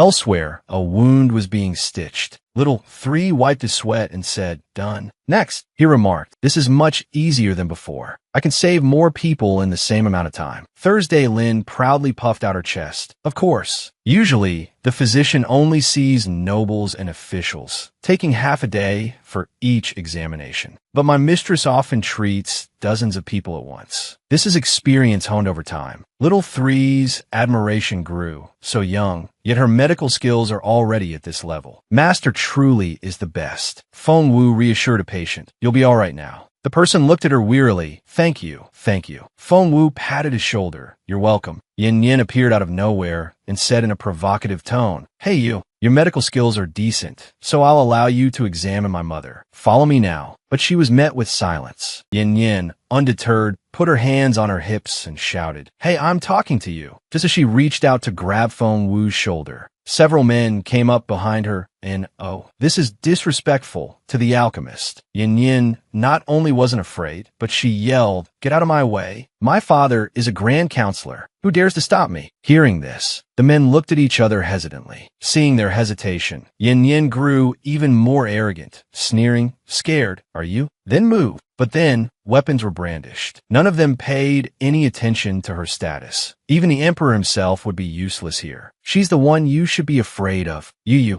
But just as Feng Wu spoke up, "I went through all the trouble of healing you, so you could do this." Huh. The men immediately cowered and apologized. In less than a minute, the 3 large men meekly dropped their weapons and lay down obediently. On the ground, Feng Wu glanced over at Yin Yin. "And you?" Yin Yin stammered, fear evident in her voice. "What are you going to do? If you dare touch me, my father won't let you off." Feng Wu held up a small knife threateningly in front of Yin Yin. "Well, that's just perfect. The city is short on soldiers and supplies. I wonder how many we could get if I used a part of you to borrow some troops." Hearing this, Yin Yin's face drained of all color, her previous arrogance completely gone. Elsewhere, Chun Qi whispered to Xian Yi, "Hey, I see you're quite friendly with the young lady who saved my mother. Do you two know each other? Could you introduce us?" Xian Yi replied coldly, "Do you have any money?" Chun Qi asked, puzzled why. Xian Yi impatiently explained, "The coffin shop only accepts cash." Meanwhile, Yin Yin angrily glared at Feng Wu. "You wretch, I'll tear your mouth apart." Chun Qi hurried over to stop her. Yin Yin. He then turned to Feng Wu and apologized. "I apologize, Mississippi. My cousin doesn't understand propriety. When we return, I'll be sure to have my aunt speak to her." Feng Wu simply said darkly, "Tell her to mind her own business." Yin Yin angrily shouted, "Cousin, why are you always taking her side? The city is short on soldiers and won't last much longer. She's delusional, thinking she can use me to borrow troops from my father." Suddenly, Chun Qi understood, borrow troops. He then looked at the citizens within the city. His expression became resolute. "That's right. I must go borrow troops." Yin shouted from behind him, "Cousin, are you crazy? It's all magical beasts outside. Going out, there is suicide." But before she could finish, Chun Qi knocked her unconscious. He looked at Feng Wu and said, "Miss, thank you. You saved my mother. My father is the governor of an Yuan province. I believe the generals around here will give him face. I will repay your kindness after I return." Feng Wu called out, "Wait." She tossed a bottle of medicine towards him. Then she instructed, "Repellent medicine. Although it can't guarantee your safety completely, it can buy you some time." Chun Qi caught the bottle gratefully. "This is very precious medicine, especially with a magical beast tide attacking the city. This is equivalent to a life." He eagerly asked, "But I still don't know your name, Mississippi." Feng Wu replied calmly, "Wait until you return." Outside, the tide of magical beasts grew larger. Xian Yi continuously fought against them, his body covered in blood. However, the magical beasts only increased in number, not decreased. The ground around them began to shake violently again. The fleeing citizens cried out, "Is the heavens trying to destroy us?" Feng Wu looked at the barrier anxiously. "We're doomed." A large crack has appeared in the protective formation. A subordinate rushed to the general and reported urgently, "General, the main city protection formation is damaged. Master Lin is seriously injured." The general asked in shock, "What?" "Master Lin is a level 3 formation master. Where can we find such a high-level formation master now? If the formation can't be repaired, this place will be flattened by the magical beasts." Suddenly, the subordinate shouted, "General, look, it's Master Alchemist Feng Wu. She has climbed onto..." The formation hub. Feng Wu looked down at the general and said, although the formation hub is damaged, it can still hold for another quarter of an hour. I will try to repair it. General Wu, command everyone to hold on for another half a quarter of an hour. Do you trust me, General? He hesitated, then said, could this young lady be a genius cultivated in both medicine and formation arts? Well, it can't get any worse than this. Now, thinking this, he turned and left. All right, I'll leave this place to you. A significant gap appeared in the formation. Soldiers struggled to suppress the magical beasts. Hold on, hold on. Above them, Feng Wu worked diligently to repair the gap. The damage to the formation hub is more severe than I imagined. Although I've repaired it, it still needs a large amount of spiritual energy to reactivate. But my spiritual energy, even with this added spiritual energy, I'm afraid it's still not enough. The tide of magical beasts continued to attack the citizens. Someone save me. Someone save me. At this point, Feng Wu could only give it her all. I have to risk it. Come on, faster. A beast behind her targeted Feng Wu. She cursed inwardly. Damn it, I'm out of spiritual energy. Ignoring the beast behind her, she used the last of her spiritual energy, just a little more. If only I had enough spiritual energy. Suddenly, a sword slashed at the beast from behind. It was Jun Linyuan. He had finally arrived, just in time. Seeing him, she silently called out, Jun Linyuan. He extended his hand towards Feng Wu. She felt a surge of relief that he had arrived. Feng Wu grasped Jun Linyuan's hand. Seeing her joyful expression, he felt a surge of pride. Is she this happy to see me? Feng Wu intertwined her fingers with his and softly said, you came just in time.